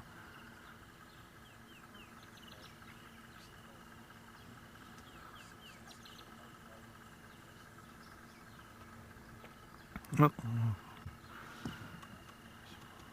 The female looks like she wants to roll over. There we go. Oh, left the poor one at the back, like, how can you do that to me? I'm going to climb over you now. Yeah, there we go.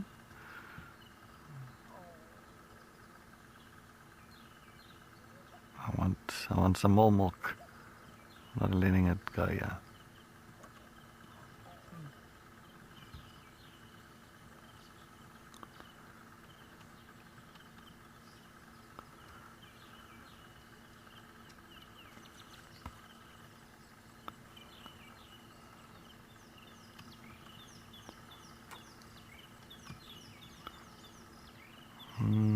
There comes the next one. The big sleeper is making its way to Mom as well.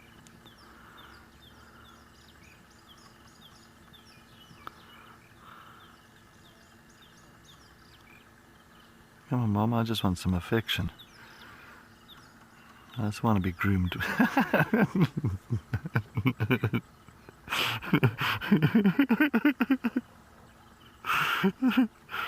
I love it.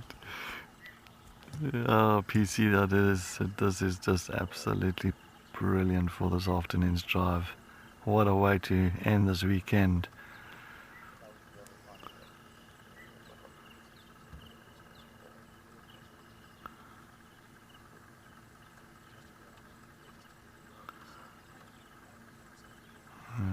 And I think it's also little Amber is also kind of just licking the teeth there just to, I think that must also be quite sore with all those sharp little teeth that's been pretty much clamped down on those teeth for the whole day. So it needs to have a little bit of relief there.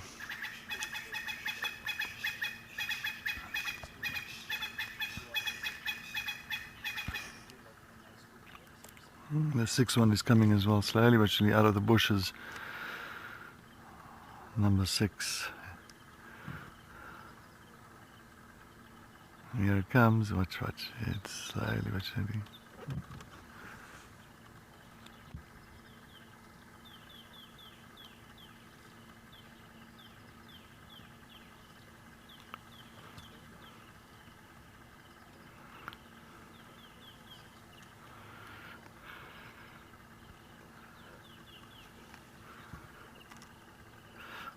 That's definitely in them. Fly. My wings aren't letting me get very high yet. But I'm trying. Getting up there.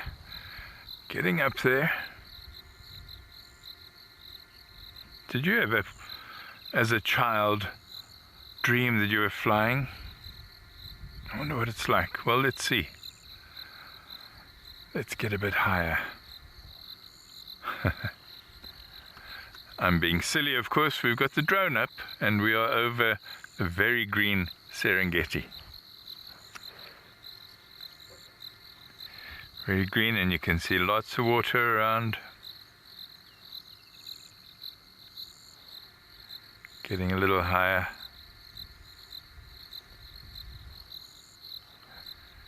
See what you can spot from up there.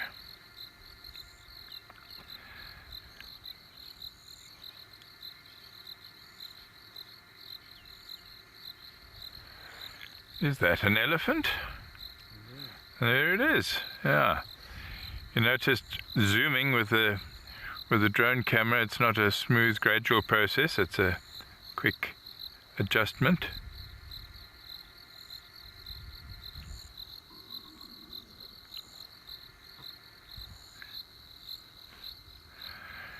Jenna, the bush is a calm, tranquil place. What we saw a few days ago was highly special and well, I won't say unprecedented, but almost unexpected. Two little herds coming together. There's another elephant more on the left edge of the road there. Might not be so much in the open. Probably almost below where the drone is physically now, sort of down there, closer to those big trees.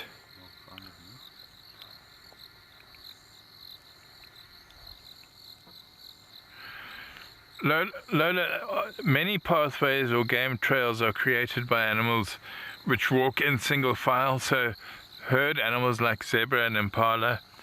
Elephants do certainly create paths. Sometimes a herd of elephants, especially in areas of thicker bush, will create their own little paths, and down to the river we see some well-worn elephant paths, but some of these that you see in the grassland may be made by smaller mammals.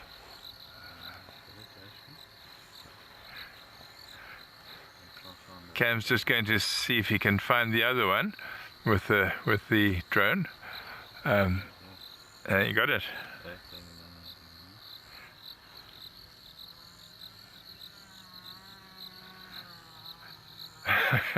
I wonder if I trust a drone.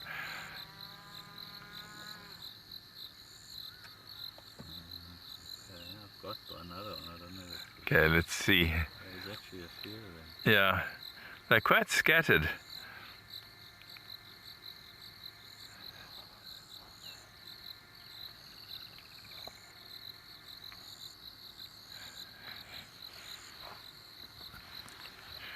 Juliet, what do you mean? What am I up to next? During today or after this little stint? That's what do you mean? What am I up to next? You never know. But if you mean after this stint at Sandringham, I've got a bush trip in a few weeks' time, April, with some special guests of mine for about 10 days. Between now and then, I'm going to play golf a couple of times. I'm definitely not setting my alarm for 3:30 in the morning for quite a while.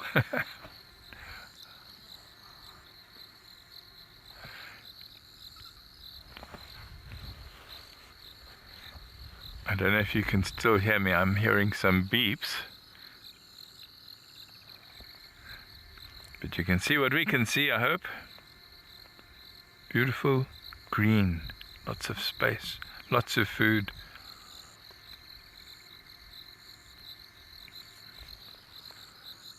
Great. I believe you do still hear me, so I better not swear. Imagine if I'd cursed, used foul language, because I wasn't sure if you could hear me. Luckily, I didn't. I generally don't, actually. There are two now. Well, is it? Is that a baby there? Ah, yeah.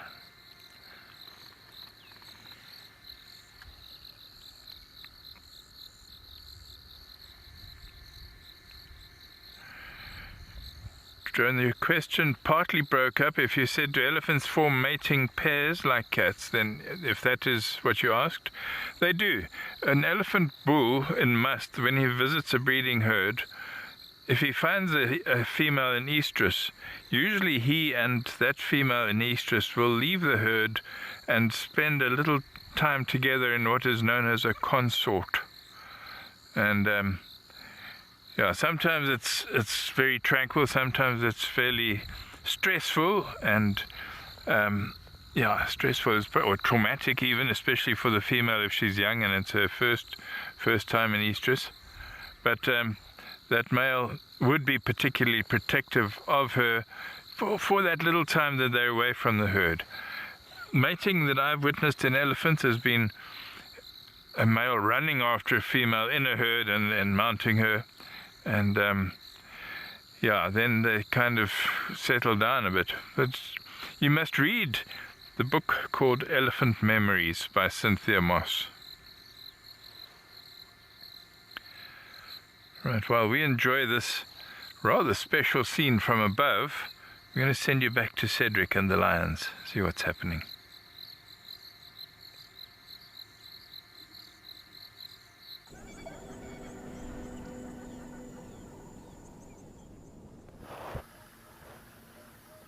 Alright, looks like we've got 4 that's piled up here and 2 at the back, so four cubs that just decided to come in and pile them up all together. Oh, the 5th one might even come and join them. Let's see.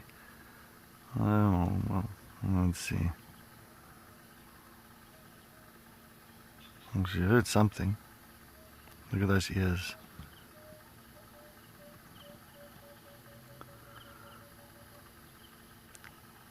She's just one of the smallest of the Nkuhuma females, but one of the most feisty ones. Oh, a little bit of a snarl to that female. They're saying, yep, it's not enough space now. You gotta wait your turn. I've only got 4 teats. Yep, there you go.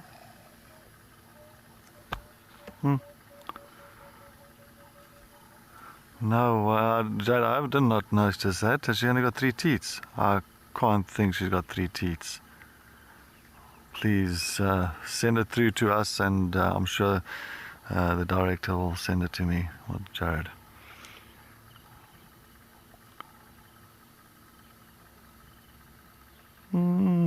Scrumming here now. She's going to get upset now very soon. You can hear her growling. Very shortly she's going to... Yeah. Does it? Oh, wow. She's got 3 teats. I didn't even know that. Did you see that?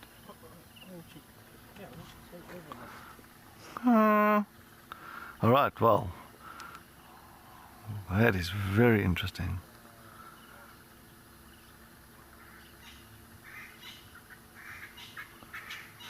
Thank you for that, everybody. It's always nice to know.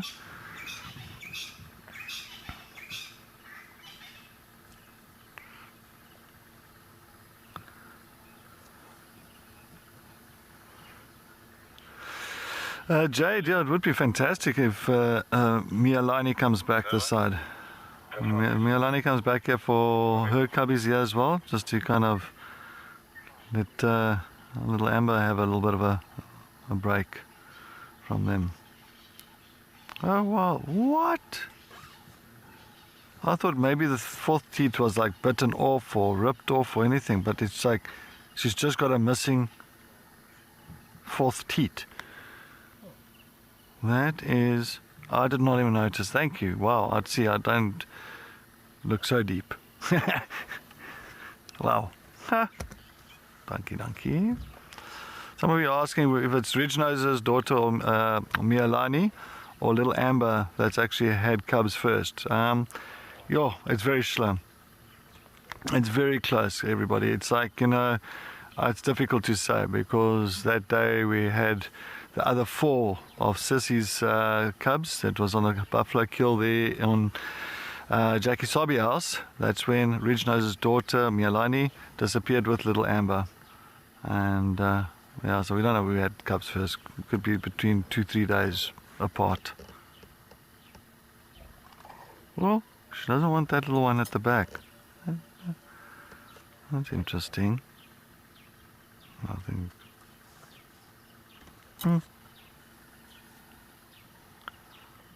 Very interesting.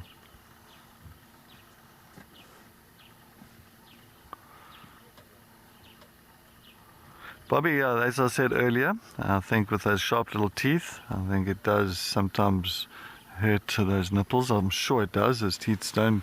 I think they take quite a battering from the little ones. Oh, watch out! She's gonna snarl at you again, little one. I don't know what that one did. It's definitely getting scolded by little Amber, yeah.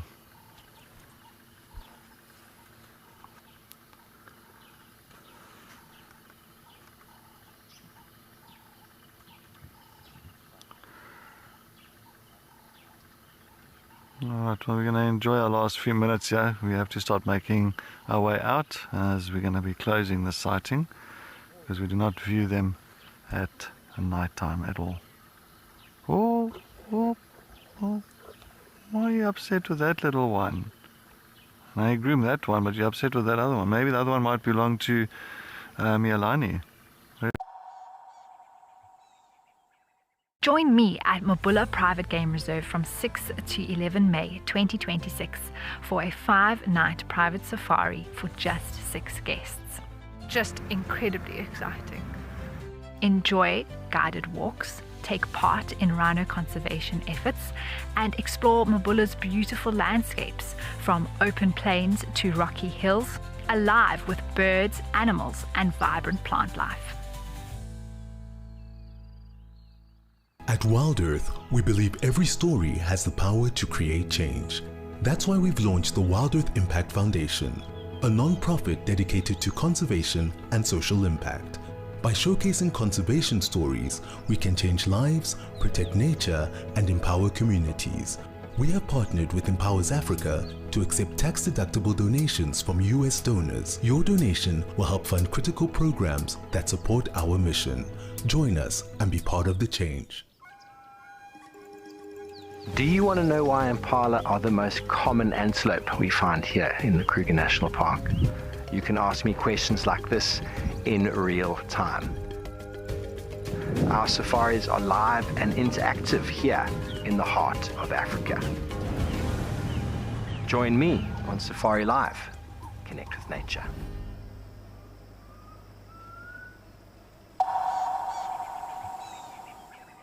Join our expert guides at dawn for a live, immersive safari as the bush comes to life.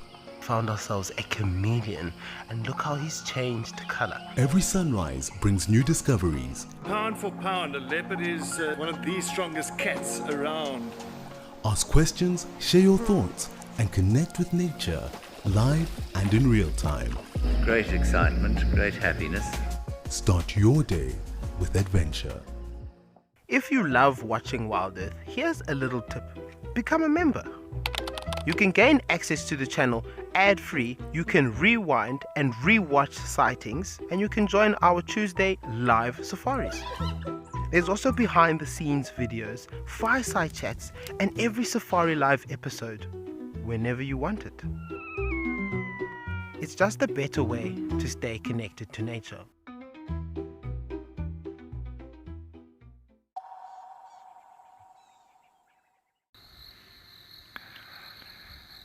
Very special indeed. Wow, Cedric, this last afternoon has been good to us, hasn't it? In fact, this whole stint, it's been so good to us as well. I've thoroughly enjoyed what we've been doing.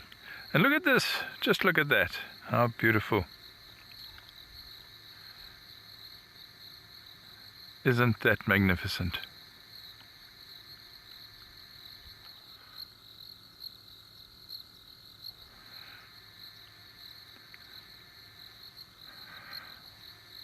I'm almost speechless, don't know what to say, so I'm just not saying it.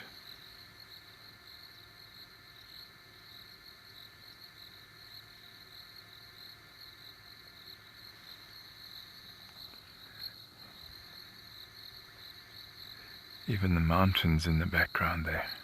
Wow.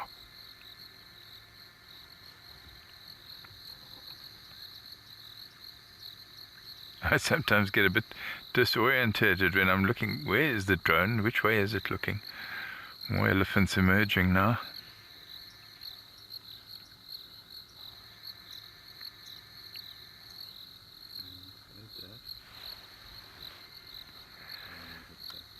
Cam's just going to bring the drone a little into a slightly different position.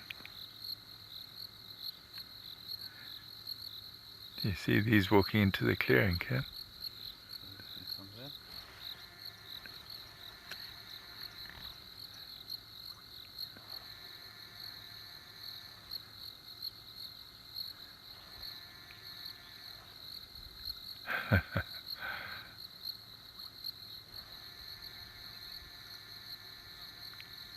What a lovely and totally different perspective.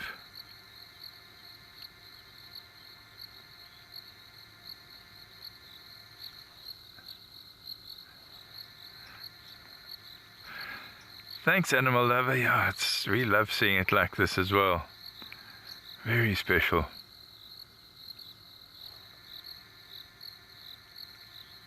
I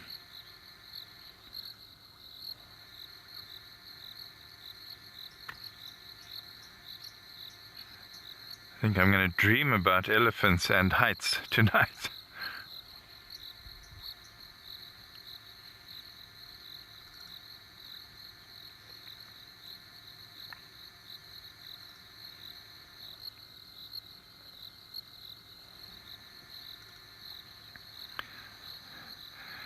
Yeah, look at that. Those little game paths.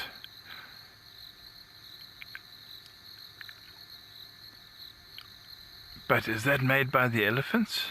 Or is it made by other animals walking in single file? One would have to have a real close-up to see what tracks are on those. But yes, some paths that are made by elephants will be used by lots of other animals. Look at the little one.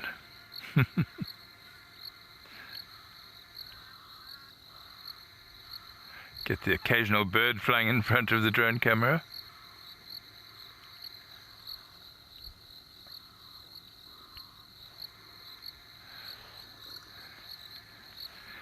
Lee, let me just look with my glasses at my monitor, because my eyes are not great for seeing things close up. I know the elephant is not that close. The one at the back, from what I can see, actually looks like a big female. There's a baby following another female, but the one behind that is just walking behind the bush now. Also looks like quite a big female. But it's out of our view right now.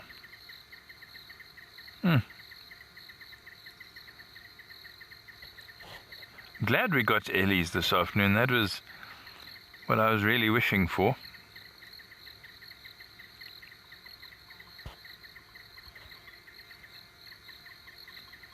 Yeah, the frog chorus starting now too.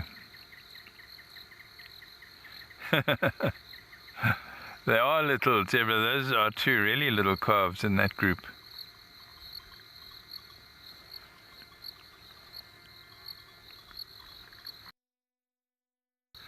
This is so special. I've got my reading glasses on now, so I can look at my monitor, see what you're seeing.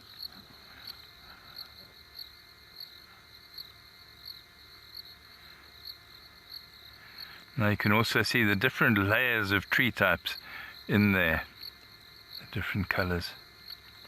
The silvery green is a Terminalia sericea, the silver cluster leaf, which you see quite a lot of up in the sort of top left of your picture almost. There we go, back to the Ellies.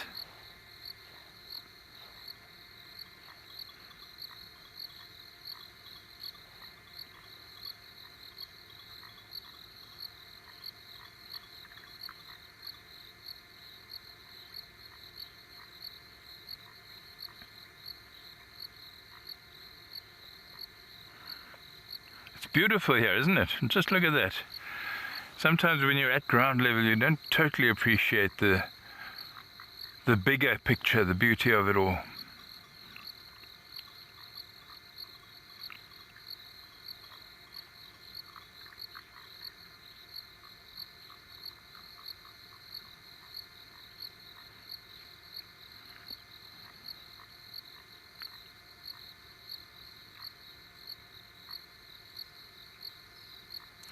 That little one, yeah, the one near the right of the screen, was bending down. I wonder if it was trying to have a drink from a little puddle or bite something with its mouth. Jason, that would be very different, wouldn't it? Yeah, it would be pure chance if that happened.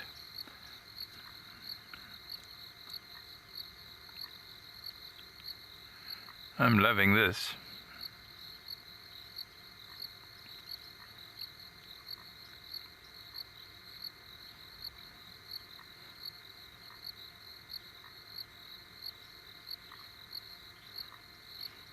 How can one not love the elephants? Did your picture go a little... I think our battery may be going down on the drone, so the drone's probably going to want to come back to us in a moment.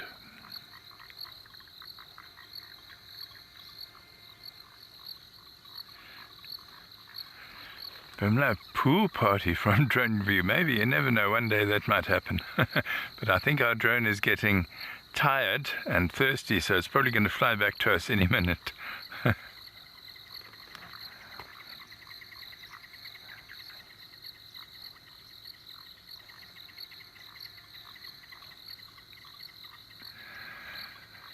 Well, as our drone makes its way back to its owner and landing pad, let's send you on a virtual safari at Sibuya.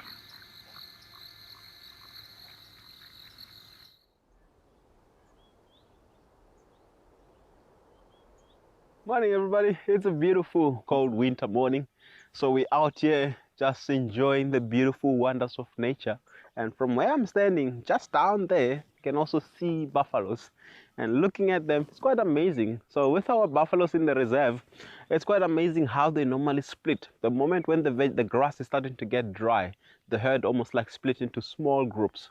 And by doing so, I believe they're trying to reduce the pressure onto the vegetation, into the grass. So today, we're gonna go out there and try and see if we can find some lions and hopefully get to see the buffaloes up close. So it's been a while since we've went and visited them. So we're gonna go out there and go and explore.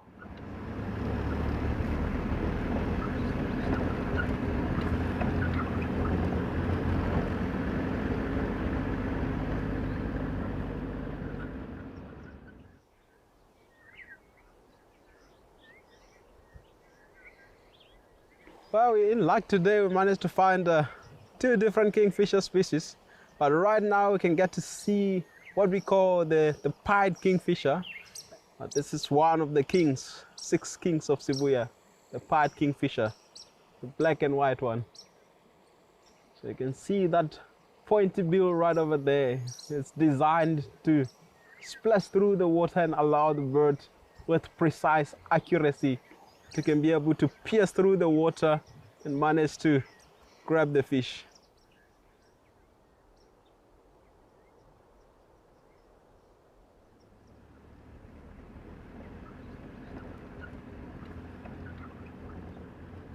As I'm walking through right over here, see some interesting things happening here on the soil.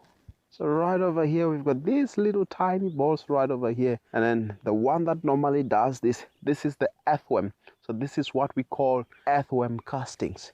So what happens is that the earthworm gets to swallow the soil from the mouth, and then it comes out from the back. And then as it comes out from the back, it gets to create this little ball. It's almost like earthworm poo. And by doing so, they are also performing one of their most important role in the soil. So they are part of maintaining the soil condition and to try and improve the condition. So they get to aerate the soil and they just get to mix up the soil. So where there's earthworms, it shows that the soil is also good. And then when it comes to the vegetation is going to get a good environment to grow.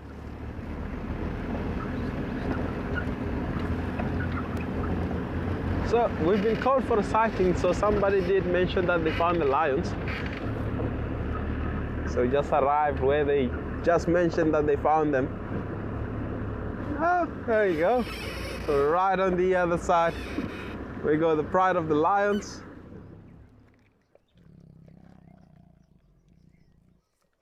The lions right now are just busy over here, trying to finish off some of the bones. So I'm not sure what they're busy with. So the cubs are also moving around, trying to get their own share of the scraps. So you can see the female on the other side. She's got something on her nose, trying to get the last bits of the meat off the bones. The lions, what they will normally do, they'll try and utilize every opportunity they have to get their bellies full. So they try to eat as much as they can. So on average, a lion can eat roughly around 4 to 7 kilograms of meat a day. And on one sitting, they can take roughly around 45 kilograms on average. So when they get an opportunity to eat and fill up their bellies to a maximum, they wouldn't say no to that opportunity. He really looks satisfied right now, just watching over his family, busy licking his lips. And I always say when a lion looks at you and licks its lips, you look tasty. But well, in this case, he's just cleaning his lips after feeding from the meat. So you don't want to be covered with blood and all the remains of the meat on your face, because the flies are going to come and bother you. Look at those eyes looking straight into you. They normally say when a lion stares into you, almost they look through into your soul. And when they roar, it vibrates through you. This is a beautiful sight.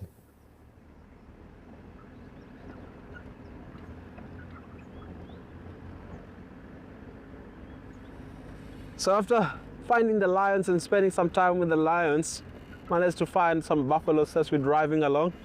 So I'm just gonna spend some time. It's a nice, beautiful day, and the sun is about to set, just to enjoy a beautiful afternoon.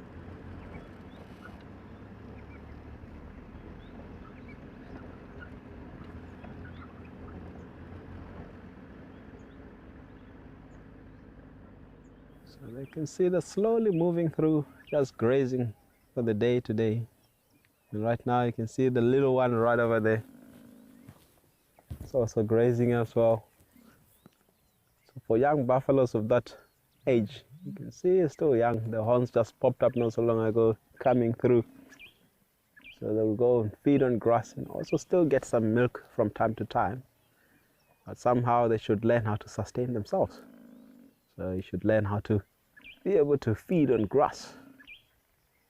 Buffaloes are one of the animals that are also highly social animals, especially, for example, when there is danger. They do help one another when it comes to defending against a predator. For an example, if a lion tries to take down one of them, they will go there and try and assist, and they will mob charge against the lions.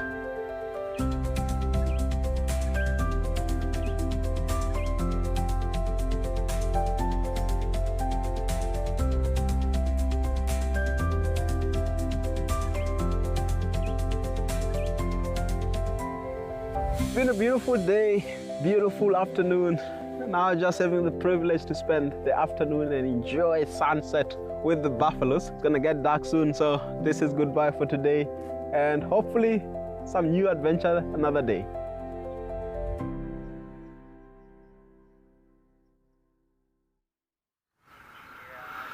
Alright, well look at this everybody, some lions, some elephants, all on this big open clearing here just to the west of Chitwa airstrip, here on Chitwa.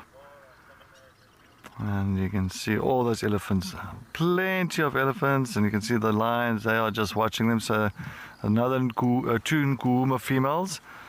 These females are from the same pride as the female that we saw a little bit earlier on with the little ones. And then the big boys are also here as well. But they are just watching these elephants at the moment. All these elephants are busy milling around. Oop, a little bit of pushing between two male elephants. Yeah. Oh, that female's just, she's just like,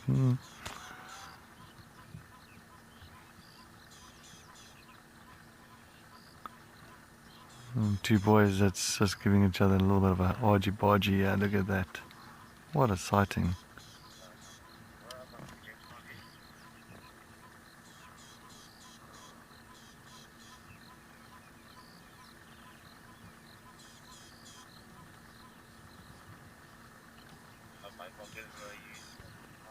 You can see the guy on the right hand side, definitely bigger than the one on the left. And then the tusks as well, the body.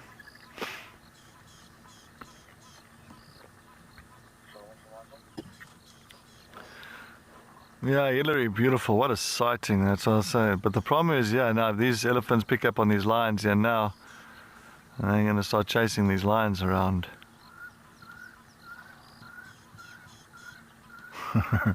And you can see that one of the Nzenga males here, just watching.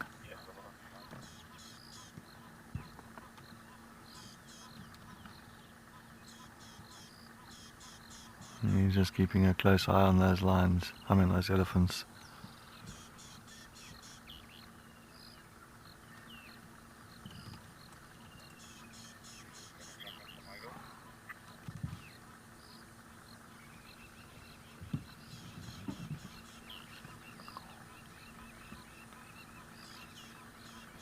Well, what a beautiful scenery that we have here. Absolutely perfect.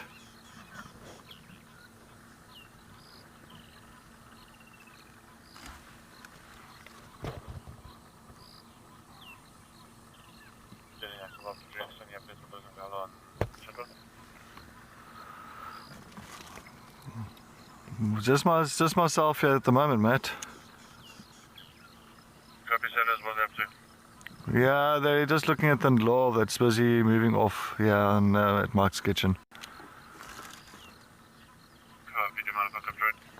Yeah, it's quite, I'm sure you can.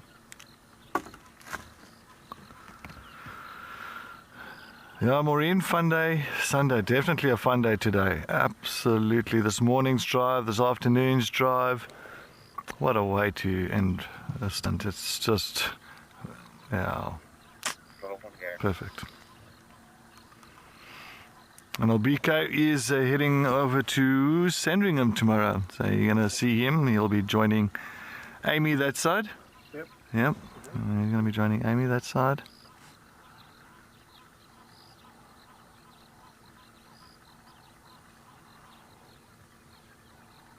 And Eric will be making his way back here tomorrow.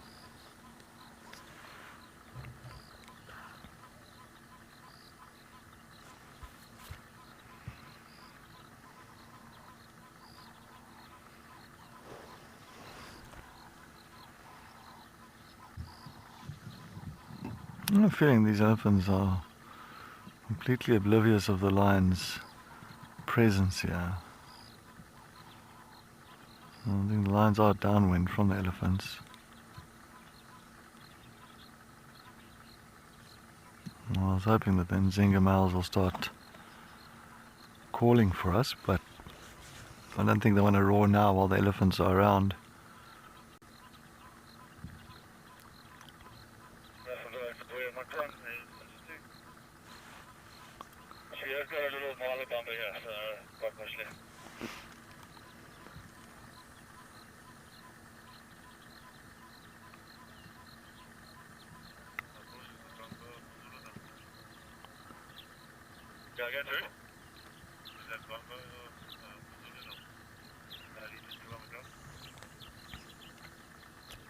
It's quite a proper size herd of elephants as well.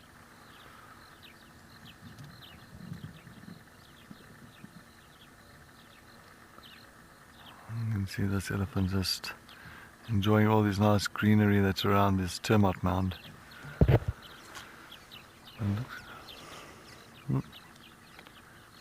These two other ones just to have a little bit of a thing. No tussle there. Oh, there we go.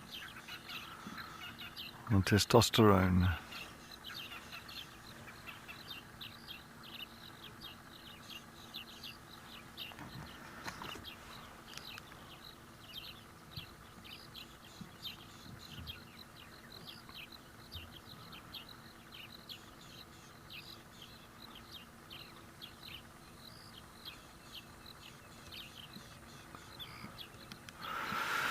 Sure, yeah, I mean, if there's a little elephant and that little elephant has been like broken away from the rest of the herd, and all of a sudden the lions see the opportunity, yeah.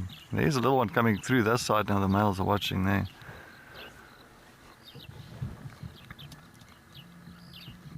So yeah, that is, I mean, not just that, it's just elephants just don't like predators. They don't want to see the lions around, they always will chase them.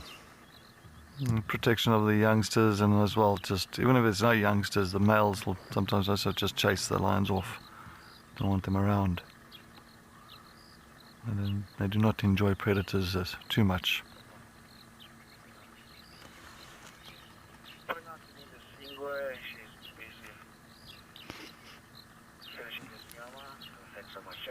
Now you can see how close that little one will stick to mom. So that the chances of a lion getting anywhere close to that little one is not good at all. I mean, that elephant will give it a little bit of a distress call, and you'll find the entire herd will come to its aid.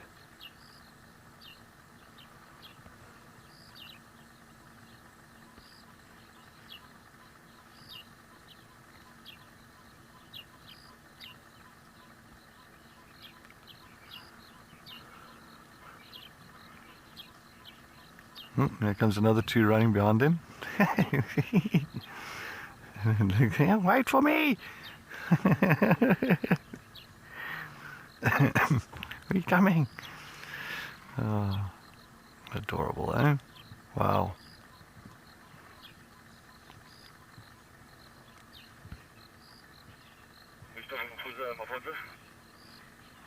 See how this female just watches.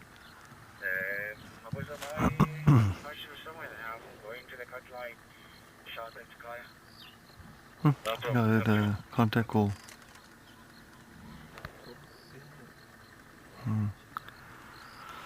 Look at all those elephants just gathering up together now. Very interesting how they all see how it's all surrounding that little ones.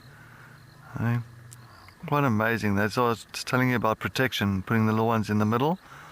All the older ones are standing around. Maybe they picked up on something. I'm not too sure. Something has disturbed them. But yeah. Anyway, I think let's head over to Leon and see how his kite flying is going.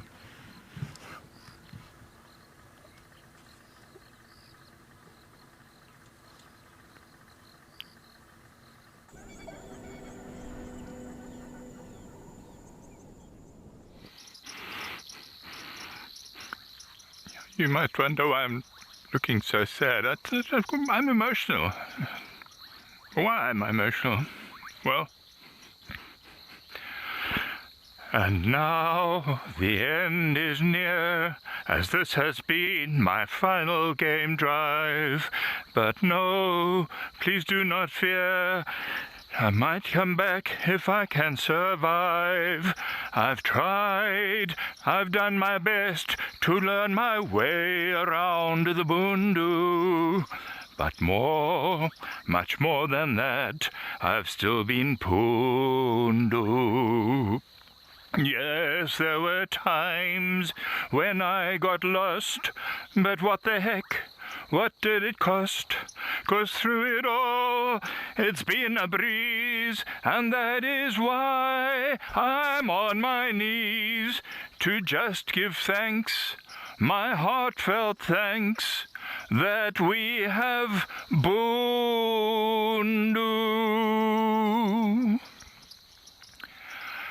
And one of the things that I am very grateful for is the leopard luck that we've had. Cam and I have just been so lucky in the last few days. So let's have a look at a montage of some of our leopard sightings while we've been at Sandringham.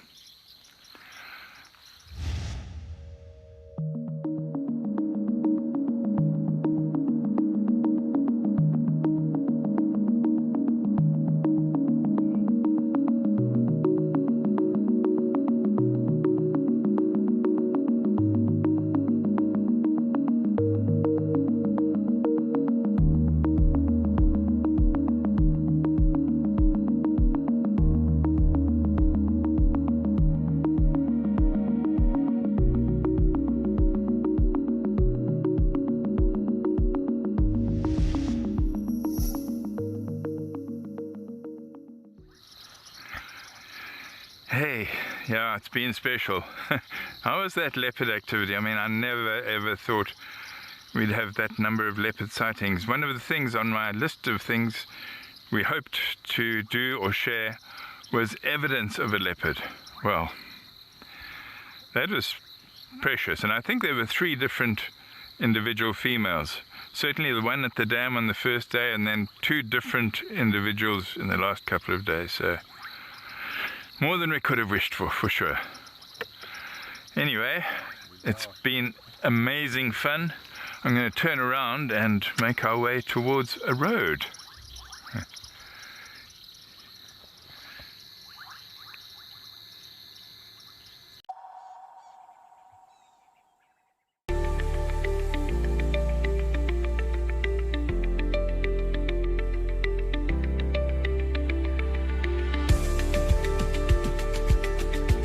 See you out on safari.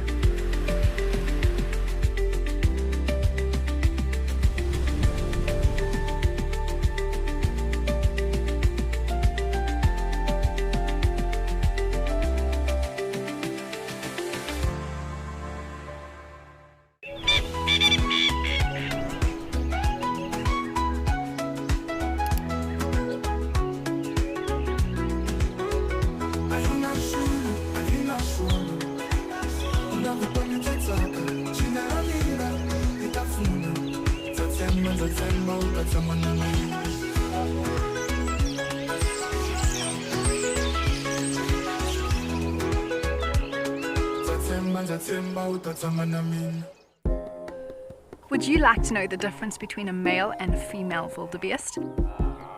You can ask me questions like this in real time. Our safaris are live and interactive here in the heart of Africa.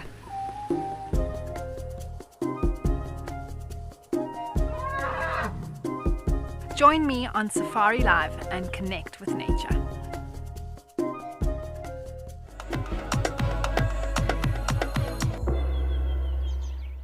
Join our expert guides at dawn for a live, immersive safari as the bush comes to life. Found ourselves a chameleon, and look how he's changed color. Every sunrise brings new discoveries. Pound for pound, a leopard is one of the strongest cats around. Ask questions, share your thoughts, and connect with nature, live and in real time. Great excitement, great happiness. Start your day with adventure.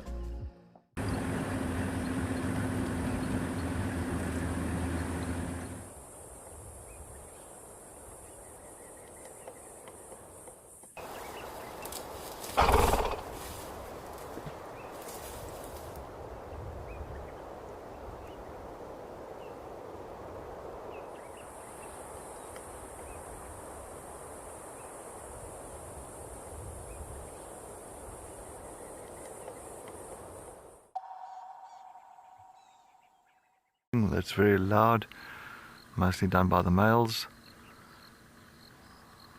Well, this is just contact calling. And it travels quite far, and so I'm saying that they're on top here at the airstrip.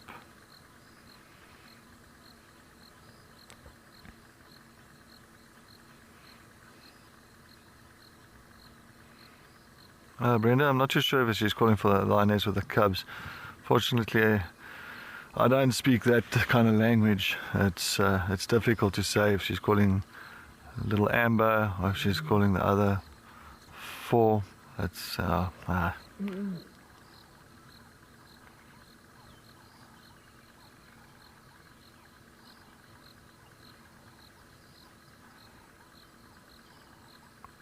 I think she's just waiting for a reply from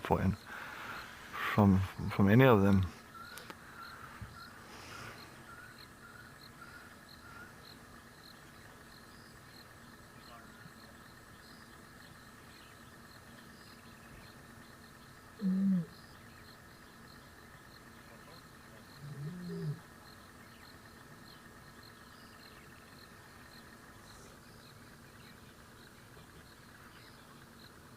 We say it sounds so sad when they contact call, but it's not. But it does sound sad.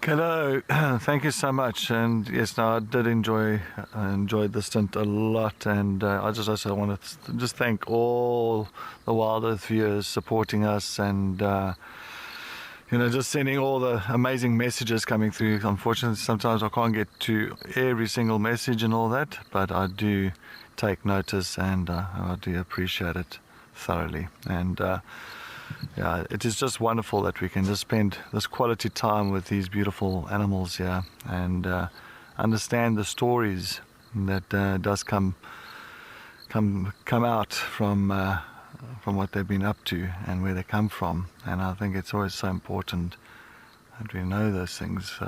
It is absolutely fantastic. But yeah, it is coming to the end of the show now, everybody, and well, I'm hoping that you had a wonderful, wonderful Sunday drive, sunrise and sunset, just as much as we did. She did. She's saying yes. Hopefully she's saying yes and not no.